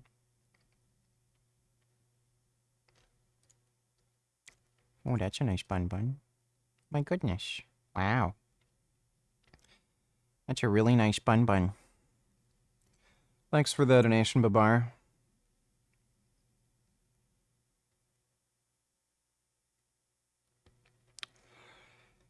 Yeah, who knows? It could be a grift. The whole Christian thing, it might just be to make more money or something. The answer. And I think that, our leaders in America have done a great job of emphasizing that, especially to the European countries who believe censorship is the way to cleanse or the way to legislate morality. I just don't think that's the way to do it. Well, the instinctive reaction, certainly in the UK, for a long time now, many years, has been to censor and to ban and prohibit and so on. And I think people are beginning to wake up to the downside of that, is that once you chip away at things like freedom of speech, freedom of expression, you're heading down a pretty slippery road, which can be dictated by your government. And then that's not a place. It's interesting though, isn't it? I mean, I just want to make a side point, and I don't need to get into it, but like your government are banning books. So they are literally talking about free speech whilst also banning free speech that they don't agree with. So what you're saying is nice, and I agree with you in principle. From children's that's not libraries literally what is is not happening. the same as banning books. You talked about freedom of speech, right? And everyone coming together and having a discussion about it. But that's not what's happening. Yeah, but putting graphic gay porn into children's libraries is a little different. I mean, no one should be putting porn into a children's library. I think we all agree on that. Then why are you complaining that that's being Because that's banned? not what I'm discussing. I'm discussing books that talk about diversity, equality, that talk about Black Lives Matter, that talk about gay pride. Like this yeah, is so I don't have the same take as the rest of the panel when it comes to the idea of legislating morality. I think that there are ideas which are subversive and that we can get rid of, and that's absolutely fine to do. I don't think that we need to have unfettered access to pornography. I don't think that we need to have unfettered access to children being introduced to this type of sexuality so young. I don't think that that's necessary at all. I don't think it's an impingement on free speech at all. And not only that, there's going to necessarily be limits on every single freedom that we have by necessity. That's the way it has to be, unfortunately. And the reason it has to be that way is because otherwise you're going to have nothing but subversives who go in and subvert your entire culture, which is exactly what happened in the UK, and it's exactly what's been happening in the United States. So we have to have some way to fight back against that. All right, Sean, final word to you. I just feel like, raising children is a multi-pronged approach, right? I mean, you're looking at first in the house, then you're looking at the schools, you're looking at the government, you're looking at extracurricular activities with coaches, et cetera, and different people that have their hands on the child. I just think it's important to be at home having these open conversations, right? What this drama series did for me was already had this shining light on a subject, but made it even brighter. Like, I need to open the door and talk to my child. I need to talk to my son, I need to talk to my daughter to see what's going on in the world, right? Because if I don't know what's going on, then I can't help them navigate what's going on in society. But I think, it's interesting. It's been a fascinating debate. I just think if you don't know that your child is going down rabbit holes like that kid is in that series for that length of time, then it comes to Tommy's point, is you're failing your parenting. That is a fundamental part of parenting, is you're supposed to be protecting these impressionable young minds as best you can. If they're spending hours after hour every day, watching and viewing incredibly disturbing content. Dodo Donatillers, is this accurate? The next train will arrive in 3 days. That will be 43.50. You got a lighter? Yeah, that is indeed accurate. Thanks for the donation, Dodo. That fries their brains and makes them do stuff they wouldn't otherwise have done. You are failing as a parent. And one of the biggest issues in the world right now is a general sense of a lack of accountability for parents. They're the first feckless parents to blame everybody else. It's the government's fault, it's the police fault, it's the social workers' fault, it's the school teachers' fault, etc., etc. It's never their fault. And actually, if you just start by saying, actually, we should have done more as parents, that is a good message to send everybody. We could probably all agree on that. Great discussion. Absolutely. Great discussion. Thank you all very much. I appreciate it. Thank you, sir. Here's Morgan Uncensored. That's stupid. This is peak PC gaming. Assetto Corsa racing sim in VR. But there's still room for improvement. The Quest 3, for example, has some of the best lenses that I've tried on any VR headset, but it's got a pretty low contrast LCD panel. You get a ton of contrast on this though, the Behemoth Pimax Crystal Light. Some of the best specs that you'll find out there, mini LED panels, an unreal audio system.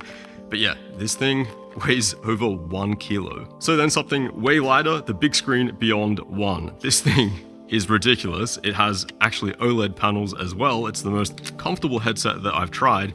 These lenses though are far from the best. As you get towards the edges, they fall out of focus pretty quickly.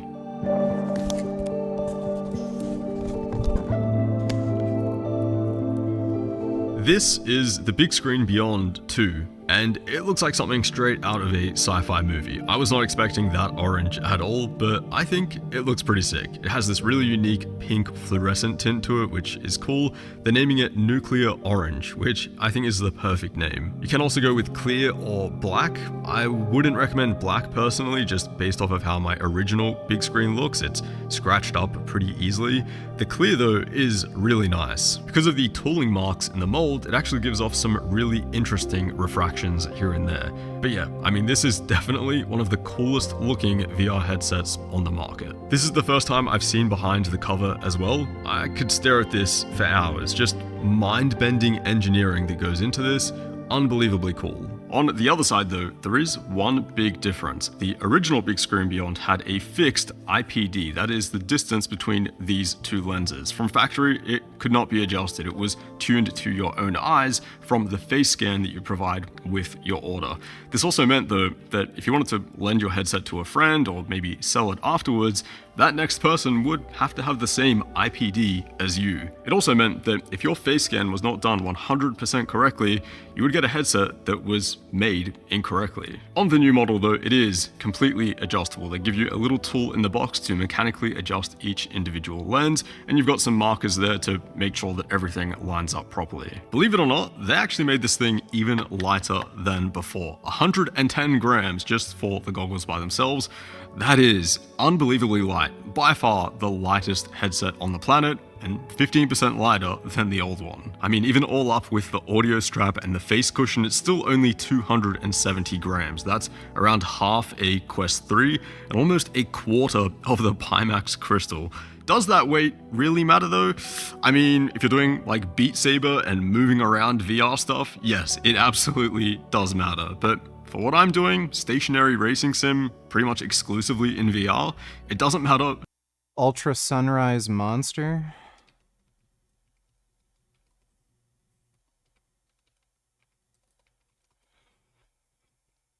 I don't know if I've tried that. Yeah, I don't think I've tried that one. Yeah, next time I get a monster, I'll try that. Nearly as much. Still something that you will want to consider though if you're doing really, really long sessions. I though am willing to wear a much heavier headset. I mean, way heavier headset if it means a significant bump in specs, and I replaced my Big Screen Beyond 1 with the Pimax Crystal for that exact reason. This has better lenses, higher resolution, and a higher refresh rate as well. It can do 2880 by 2880 per eye at 120 Hz, which just completely blows my mind. But what about the Big Screen 2? Well, actually, there's no spec bump at all versus the original. It's using the exact same micro OLED displays as the Big Screen 1, which not so much a bad thing, right? They're still 2560 by 2560 resolution per eye OLED displays. It can do 75 Hz natively or 90 Hz with some upscaling. That's still a little bump over the Quest 3 and the Valve Index, but those headsets have been out for a little while now. So yeah, in terms of specs, it actually loses to the Pimax Crystal Lite, which I reviewed a few months ago. And I mean, Pimax have some really beefy spec'd headsets coming out just around the corner, which I cannot wait to try. But yeah, Big Screen Beyond 2, same specs as the original. You could assume the image quality would be about the same as well, but there you could not be more wrong. Used on any VR headset. I've run some back-to-back comparisons between this and the Quest 3, which up until now has been in a league of its own when it comes to the optics and the lens quality, and while the focus sweet spot is similar between them, the Big Screen 2 actually has noticeably less chromatic aberration across the entire field of view. Looking into this headset through these lenses, I mean, it might have exploded my brain. Especially when you compare the size of these lenses to the giant ones on the Quest 3, it just doesn't make sense. They're clearer, they're more comfortable to look through, they have less chromatic fringing, and they even have a wider FOV. Whoever did this 992 GT3 RS mod in Assetto Corsa, I mean, deserves an award. O conselho alimentarete /10/10 do dra pessimo para construir muscular.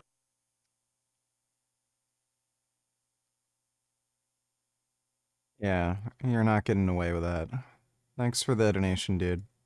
It looks unbelievable. I can see all the textures, all the detail. It is ridiculous on the Big Screen 2. Those optics are such a huge upgrade. I cannot overstate it enough. It's not like a small difference that I'm exaggerating.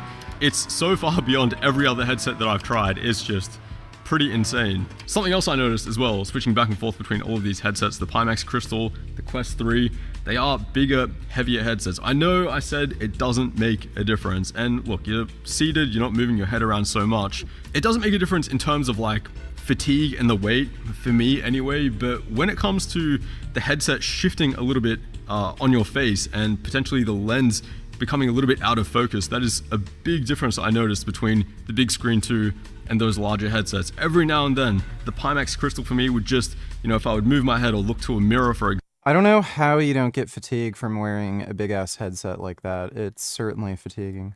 It would just shift a little bit to kind of break that immersion. The big screen 2, on the other hand, not only is the focus just amazing all of the time through the lenses, but it stays planted on your face. So no matter how much you're moving around, you're just getting that really consistent optical quality all the time. I do find myself preferring the 75 Hz mode as well. It's just higher resolution at the end of the day. The shadows have less aliasing. There's less aliasing and shimmering on these barriers here. If something looks more real, then it's gonna... You said you want to make religion. Like in an ironic kind of way? Buddhism is power over the mind. Is Judaism a weak religion? It has unique strength. Christianity was almost certainly made by alt-Jews post-Plato, it all introspective and sensitive. Every single one of these religions is just fucking gay and stupid.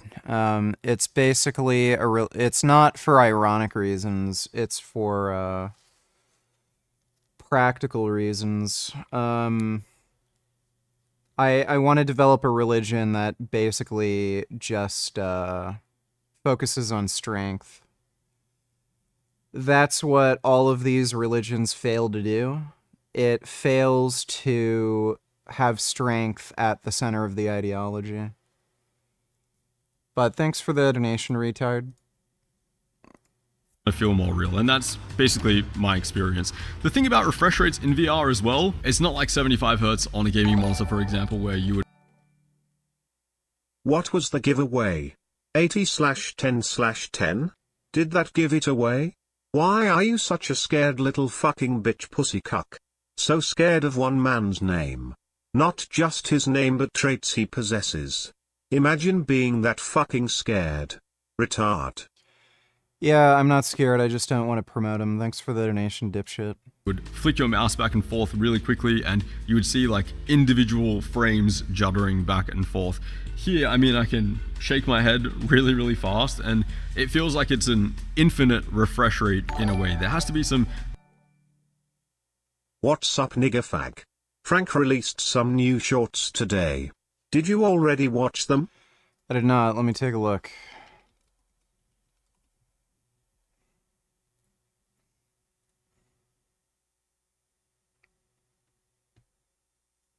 I'm excited because we finally got labels for some of our new products. Maybe my favorite label first is Crackdamia, roasted seasoned macadamia nuts. These are available on Frankie's Strange Foods.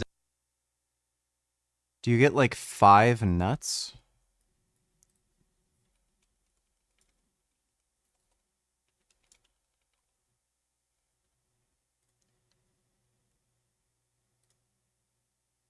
Whoa. $20 for like 5 nuts.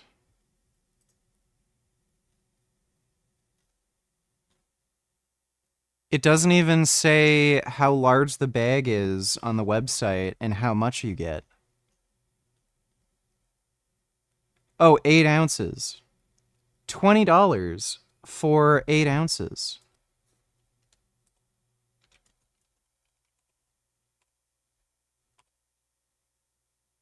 $226 grams. That's nothing. That's literally a handful. Whoa. Who's stupid enough to buy this shit? That's unbelievable. I've debated you on this already.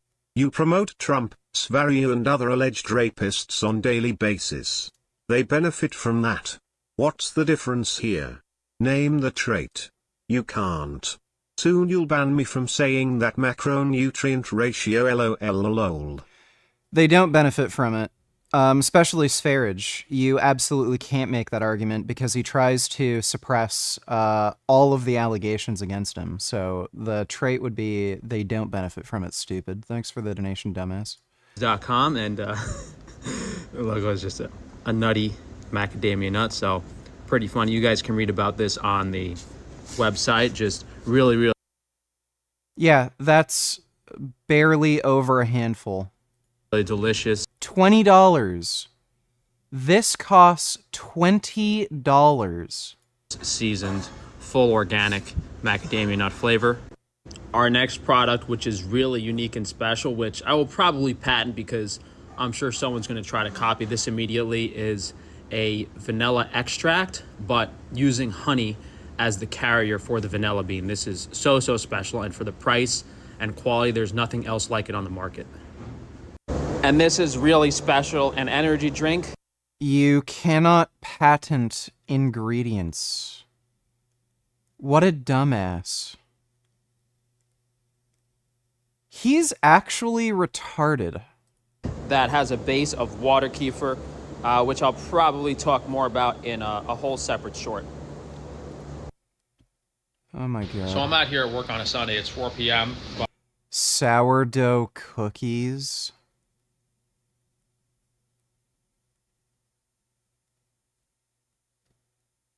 What? How in the hell does that work? But I didn't eat anything all day, and I grabbed a box of our Amish handmade chocolate chip cookies. Guys, I can only eat like 2 of these. They're so calorically and nutritionally. It's literally not possible to make sourdough cookies. That wouldn't make sense. That's literally like saying bread cookies. Can you make rye bread cookies? Can you make French bread cookies? Like, this guy's such an idiot. Dense that it just fills you up so quickly. So these are probably some of the best value you're gonna get on the website, because like $12 for a box of these, even if I charge 15, like, I mean, this could be your whole food for like a day. And if you're only having like 2 or 3 cookies a day as dessert, it's gonna last you half the week. So he's justifying the ridiculous price by saying they're so filling you'll only have to eat 2 of these. It's retarded. He's just such a liar. 21st Savage Nightillers, little Negro. I'm not going to keep wasting money debating you over donations. Maybe my friend Demon will take over, but Sfarage does benefit from you talking about him. He gets more views. He doesn't. You got Turkey Tom to make a doc about him. His views spiked. So you're wrong. Yeah, and more people will be hunting him down, looking to get him arrested, so it doesn't benefit him. There's a reason why he panicked after Turkey Tom made that video. There's a reason why he's in hiding, so that's just stupid. Thanks for the donation, dumbass. really special. He also doesn't make any money from his YouTube channel. He only makes money from some like crypto whales giving him money. Unique, high quality organic product, both nutritionally and calorically dense. So, and they're delicious, and more significantly, egg and dairy free. No eggs, no butter. No one else is making stuff like. These are vegan? Are they on his meat website?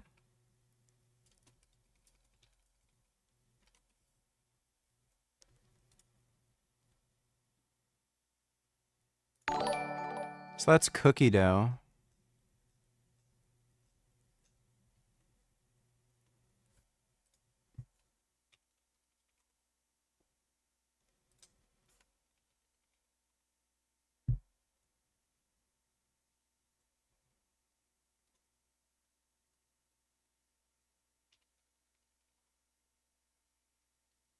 It's not even listed. He's just My dumb. latest retardation Donatello's deportation counter. You are stupid. You are stupid. You are stupid. You are weak. You are a sucker. You were tricked. They made you feel good. They hijacked your brain and you gave them everything they wanted, asking nothing in return because you are fucking stupid. And that is why you deserve to be ruled. That is why you deserve to be ruled by people that hate you because you are not smart enough. Clever. Yeah, he's not actually increasing deportations. It's just all bullshit. Thanks for the donation, retard. Invention is Sky High Organic Energy Drink, basically a healthy and high quality version of something like a Red Bull. And by no means is this our final iteration of this product. What's really interesting about this is I actually used a base of water kefir, kind of like kombucha, to naturally carbonate this because I don't have commercial production machines to make this on a high scale. So this tastes like shit. Probably make a powder version of this product very soon, so you guys can mix it yourself, and then maybe 208 calories. Yeah, I can get sugar-free energy drinks that aren't made by Frank and his disgusting, dirty hands. in the next few months we'll have like a classic, typical canned energy drink. But this is really, really special.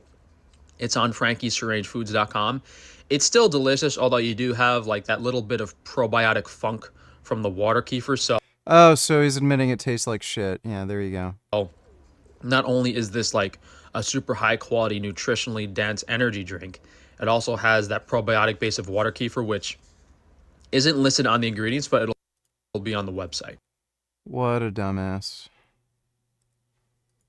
Tricky reprojection happening here, but yeah, if I turn the wheel, I can obviously see that that is 75 hertz, 75 frames per second. You can kind of see a little bit of ghosting and it's not as smooth as it could be.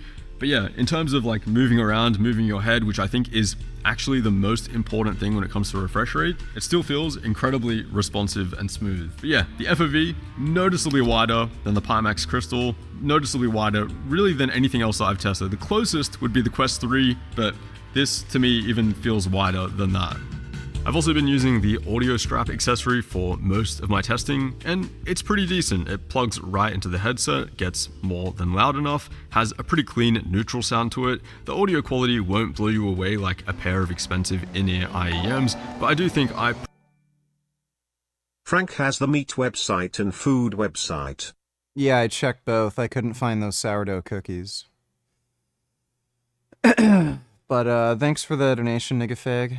Prefer the more open sound of this. This way I can still hear my paddle shifters, my pedals, any phone notifications that come through, and it is really nice not having to worry about extra cables. I won't lie, they do feel a little bit flimsy compared to how Pimax has done it, although it's completely intentional to have them rotating and flexible like this.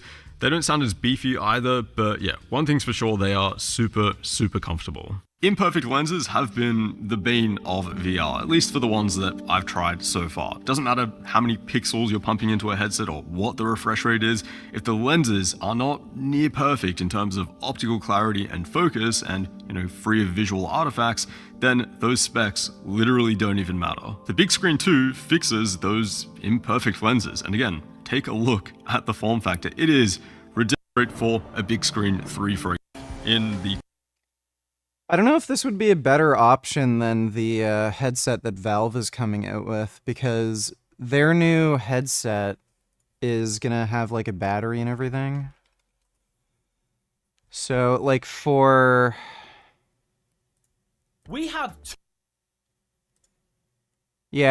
like for long play sessions, I don't know if like the big screen Beyond's gonna be more comfortable. This is probably going to have, like, better optical quality, but I don't know if that's going to be a good enough trade-off for, like, actual comfort. Decard. And the other story is Meta's new Quest update just leaked major clues on their next big headset. I recommend you watch my last video, but for a very brief summary, concept prototypes. So let's talk about the specs. 2160 by 2160 LCD panels per 2160. Wait, that's for the Deckard? LCD. I might want to go with the big screen Beyond. changes made, but these are viable tested subjects that were in earlier concept prototypes. So let's talk about the specs. Oh, so this is just the prototype. I'd be really shocked if they don't have micro OLEDs. Really shocked. 2160 by 2160 LCD panels per eye. This is very similar to the Quest 3, but less sharp than the Apple Vision Pro. 120Hz refresh rate for smoother gameplay, which I personally feel is an essential for modern virtual reality. 6 cameras total, 4 cameras for the inside-out tracking, and 2 of them for eye and face tracking, hinting at vo-heated rendering. And the final but most important detail in this leak is the Snapdragon 8 Gen 3 chipset, and that is a massive deal. So the Quest 3 and the Quest 3S have XR2 Gen 2 chip. Wait, I'm confused. Is he talking about... But the Snapdragon 8 Gen 3 chip is 25% faster for better graphics and better performance, 25% more efficient, meaning longer battery life, and it's way more AI capable. Whether that's for hand tracking or environment understanding, having better AI algorithms for this means better functionality. So if Valve does end up using this as their final chip within Decade, it could make it the most powerful standalone VR headset ever created. But there's a catch. We need to preface this again that this is a proof of concept, meaning this is just what Valve has tested with inside it that we're aware of. That doesn't mean that the products will ship with these 100%. And the latest EV2 model, which is their latest version, could end up being completely different. But even if you compare the previous leaks of the price point at $1,200 and the release date of this year with the current market and pricing for the products, Decade could be Valve's biggest VR push since the Index release. And it could even come with exclusive software and Valve games. Half-Life Alyx 2, I'll take it. One more thing on the Decade before we move on to our next story. Sadly, it's Bradley noticed on his Steam friends list a very notably Valve employee playing Half-Life Alyx, but not only did it have the VR logo next to the game, it also had the Steam Deck logo next to it. So what does that mean? I don't know. Next up, we need to talk about Meta's latest Quest update, version 76. And they may have Yeah, so they're definitely releasing Half-Life 3 this year if the headset's coming out this year. I'm very ambivalent about Trump's. Let's see. Greg Doucette. I think we already watched this. Over everything. And I'll tell Coach Greg, in today's video, we're going over Eddie Hall calling me out. He said, Ma poi non si imbucchi. Getting as much of it as we can. There are limitations to how I'll think I'm the bad guy. Put that in the newspaper. Buying this. Like you, your personality, and any for selling fake steroids when they tried, and he actually Brandon Hardy. Yeah, we saw this yesterday. Maneuvers because, well, he is a bull. I'm angry. I'm angry about it. Yeah. I'm angry about them. Yeah, right. I wake up angry on it because I feel it's wrong at so many levels. Well, and I'm bothered by it. Well, and I think it's going to hurt. Like who? What? Like, can we have this messaging? Yes. Okay, so detail out for me and for the Canadians and everyone who's listening what you think exactly, what the hell is Trump up to? I mean, he's put a knot in Canadians' tail, and the upside of that is that for the first time, certainly in the Trudeau era, even the Liberals are pretending that they're patriots and that Canada has a self-evident reason for existing, which is something that Trudeau has formally denied for the whole bulk of his political career, that we were a post-national state with no real identity, that our God, I hate listening to this guy talk. He's the ultimate, like, I want to be the smartest guy in the room, even though I don't know what the fuck I'm talking about. Was our diversity, that leg one, where we had some advantage, was also, an untenable basis. Is stretching important? No, not really. For movement into the future, that we're going to enter into a green economy that was going to magically make us rich. And one of the things you're pointing out is, good, there is a virtualized economy, but we don't own any of it. And when I looked at Carney's book recently, Values, and he talks about this magical economy, which I suppose at least in part is a knowledge economy that's somehow going to emerge if we leave 80% of our fossil fuels in the ground. But you might say that it's a little short on detailed plan. True. Like, how could we ever transition to a future with these nebulous concepts like green energy? I've seen solar panels, by the way, they're not even green. And information and knowledge and zeros and ones. Like, this is retarded. Let's go back to mining the coal. Get the coal out of the ground. We need to get the goddamn coal. Yes, that's the reality. That's the future. The future is in resource extraction. Yes. So, okay, so what's Trump exactly? What do you think Trump is up to? Yeah, I'm trying to spend most of my time with you today characterizing what's going on. Yeah. I've only said one normative thing to date, so far in this, which was my belief in capitalism in a liberal. Ooh. Uh-oh. Is this a real philosophy guy? Because he just used the word normatively correctly. Oh, no. Uh-oh.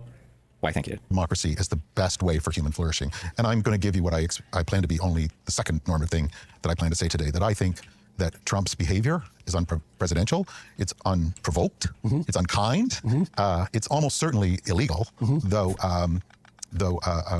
What does normative mean? Technically, there are two definitions of normative. Normative either means a thing that's normalized, which is how most people use it. Philosophically, I believe normative claims are usually value statements or ethical claims. So if I say, like, murdering is when you kill somebody, you're just like describing a thing. But if I say, like, murder is bad, or I think murder is bad, that's a normative claim.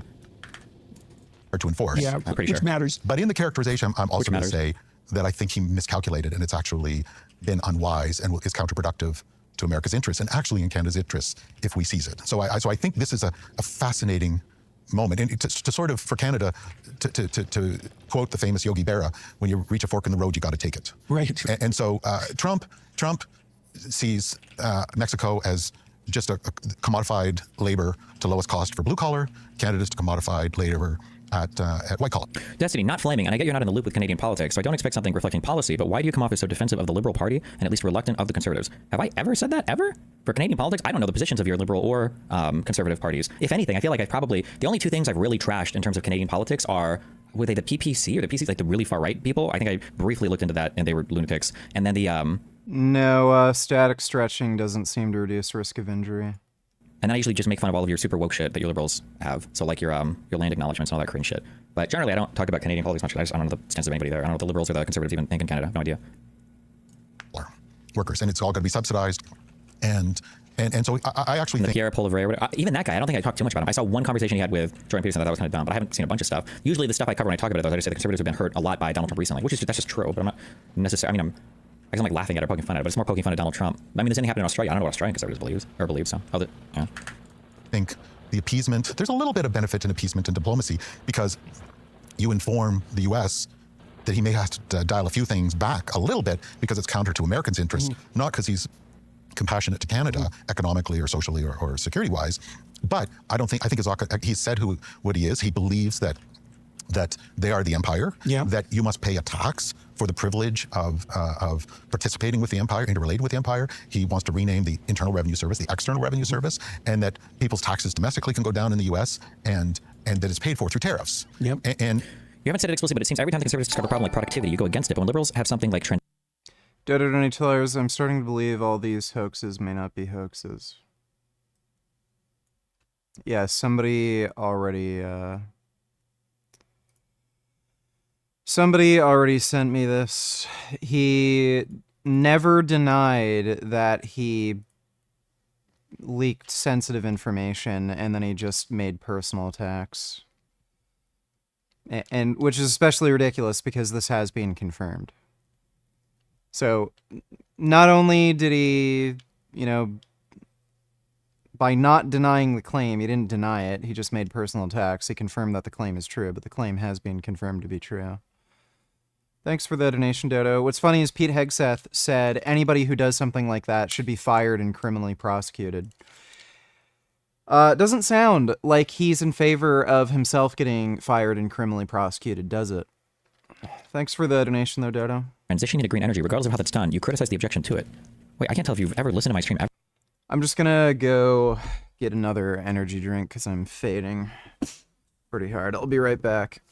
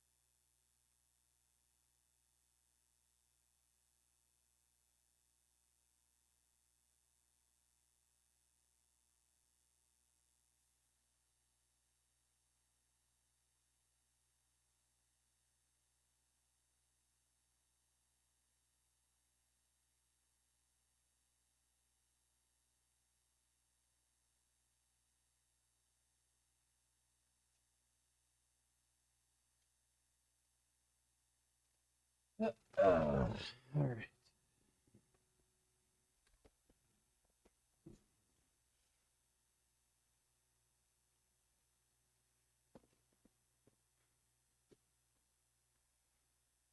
I've refused to have the most retarded reading of stuff I've said before. I think productivity is incredibly important. The thing I was making fun of when Pierre was talking to Jordan Peterson is they had like a 10 or 12-minute conversation that highlighted issues relating to the productivity of the Canadian economy and of the Canadian worker. And they even understood, or Pierre introduced the actual economic definition of productivity, but then they didn't speak about like things that would actually help productivity. Take care, avoid. So a more educated workforce, investments in education boost worker productivity. Doing higher value add things boost productivity. So when you talk about defunding education, now maybe they're not talking about that in Canada, but in the United States, the Conservatives are obsessed with that. That would hurt your productivity. And when you talk about bringing back base level resource extraction and manufacturing, those are also less productive jobs. That hurts productivity. So the thing I was making fun of was the fact they were talking about productivity without talking about how to actually boost productivity. They just brought it up like a thing and then just moved on from it. Also, when liberals have something like transition to green energy, regardless of how that's done, you criticize the objection to it. Are Canadian conservatives as retarded as American conservatives? I didn't know Canadian conservatives were super opposed to green energy. I feel like everybody generally wants to do more green energy stuff, no? Maybe some people say that you're going too quickly on it, but... And in economics, in prosperity, in a global system, the number one objective is to improve your terms of trade. And terms of trade is really simple, that it's the ratio of the price of what you sell to what you buy. And if you get a better price for what you sell, your terms of trade go up. If you pay more for something that you buy, your terms of trade go down. And that's the whole game, is terms of trade. And we thought that it was about comparative advantage, get out of the way. And America realized that it's about inserting the rent stuff where you get really high rents, which means that drives up your GDP per capita through higher terms of trade. And so their thinking is that I'm going to make you pay to come in here. That's going to enhance the prices we get.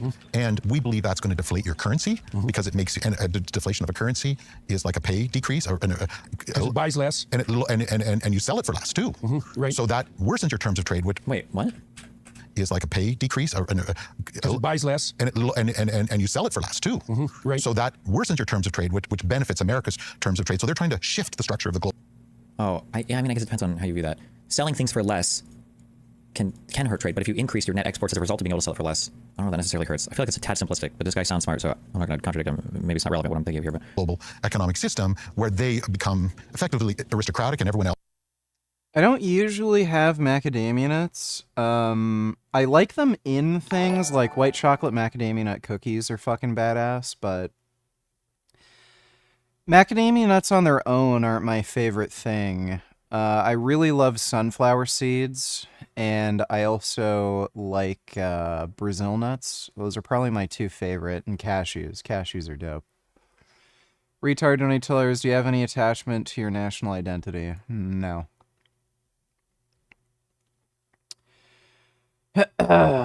Don't really care if you call me Canadian or anything else. I just care about living a good life. So, thanks for the donation, retard. Else is some lower economic status entity, and that is an economic logic being played out to Mexico and Canada. The tricky part is there's not a lot more blood to get out of the stone that is Mexico. I think there is a legitimate security thing that they're paying attention to. With regards to the border? Yeah, and there's probably a couple little strategic things they want in the economy, access to the oil system and owning it and so on.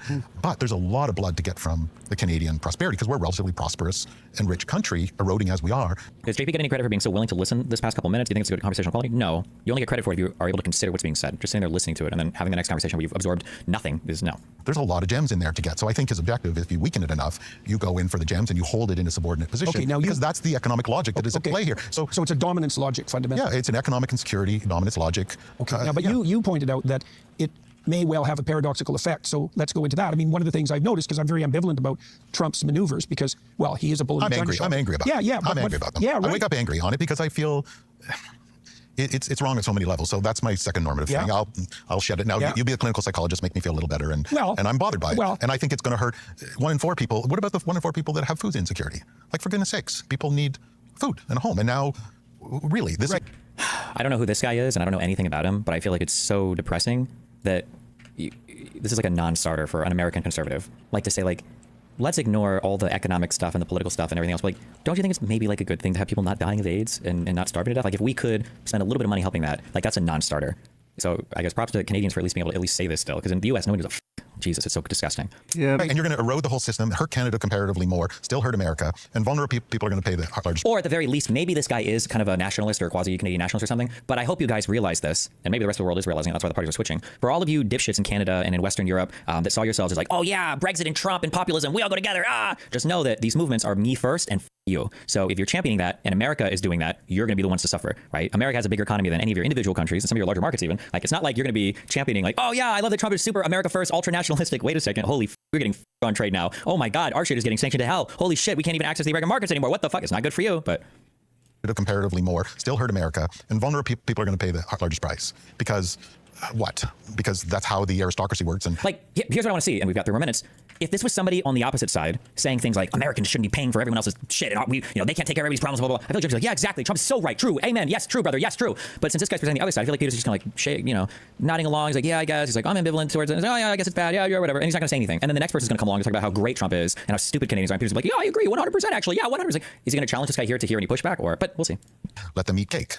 And, yeah, as a proud Canadian and somebody that believes in, my dad was an electrician. I mean, these structures, I wouldn't have gone to school. I wouldn't have had this. Yeah, it violates all sense of fairness for me. So that part of it is not cool by me. But yeah, we'll go into misplaced hand by I would like Trump. to know partly, for example, why you are a proud Canadian, why you've stayed here because you didn't have to, and why you think this country is worth fighting for. And then I also want to know what you think about the fact that Trump tromping around has actually seemed to wake Canadians up a bit to help them understand once again that they do in fact have a country, that it might be worth preserving, that we should pay attention not only to the resource.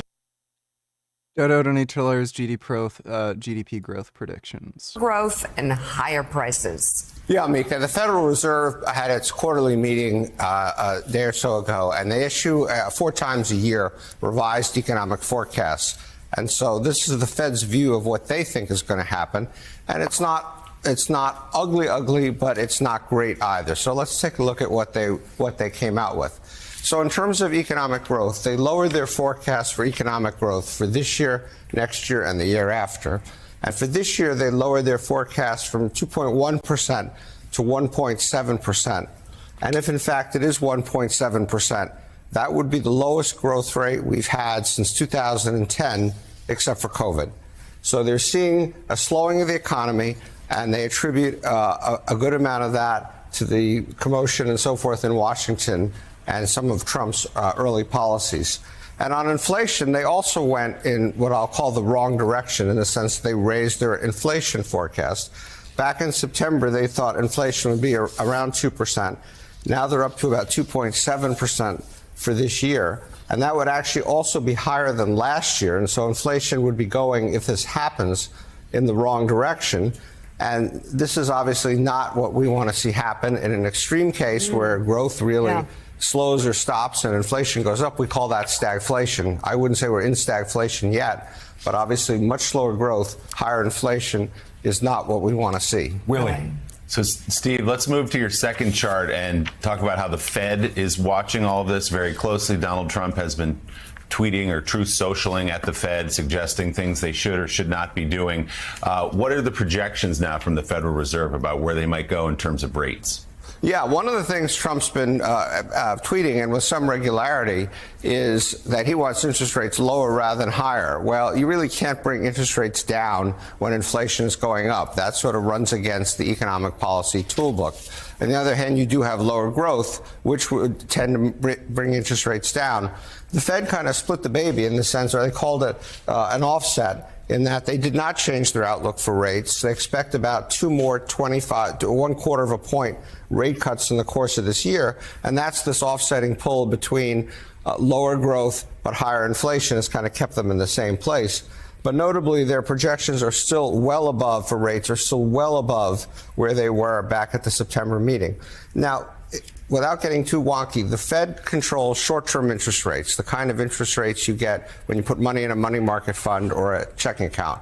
It doesn't control longer-term interest rates. Those are controlled by the market, largely or heavily based on expectations for inflation and growth. And so what's been happening since the inauguration is that the 10-year Treasury has been coming down in rate, which is because of these growth concerns, the feeling that the economy is weakening, which would then at some point cause inflation to come down, has brought the 10-year down. And the relevance of that for consumers is it brings mortgage interest rates down because these two rates are closely linked. So consumers are seeing some relief on mortgage interest rates. It is a bit for the wrong reasons in that it is because the market is perceiving less growth. So if Donald Trump wants to take credit for lower mortgage interest rates, it's because he's produced an economy that is now expected to grow slower than people were hoping and expecting. Yeah. He's going to make everyone rich by slowing down the economy. That's good. Thanks for the donation, Dodo.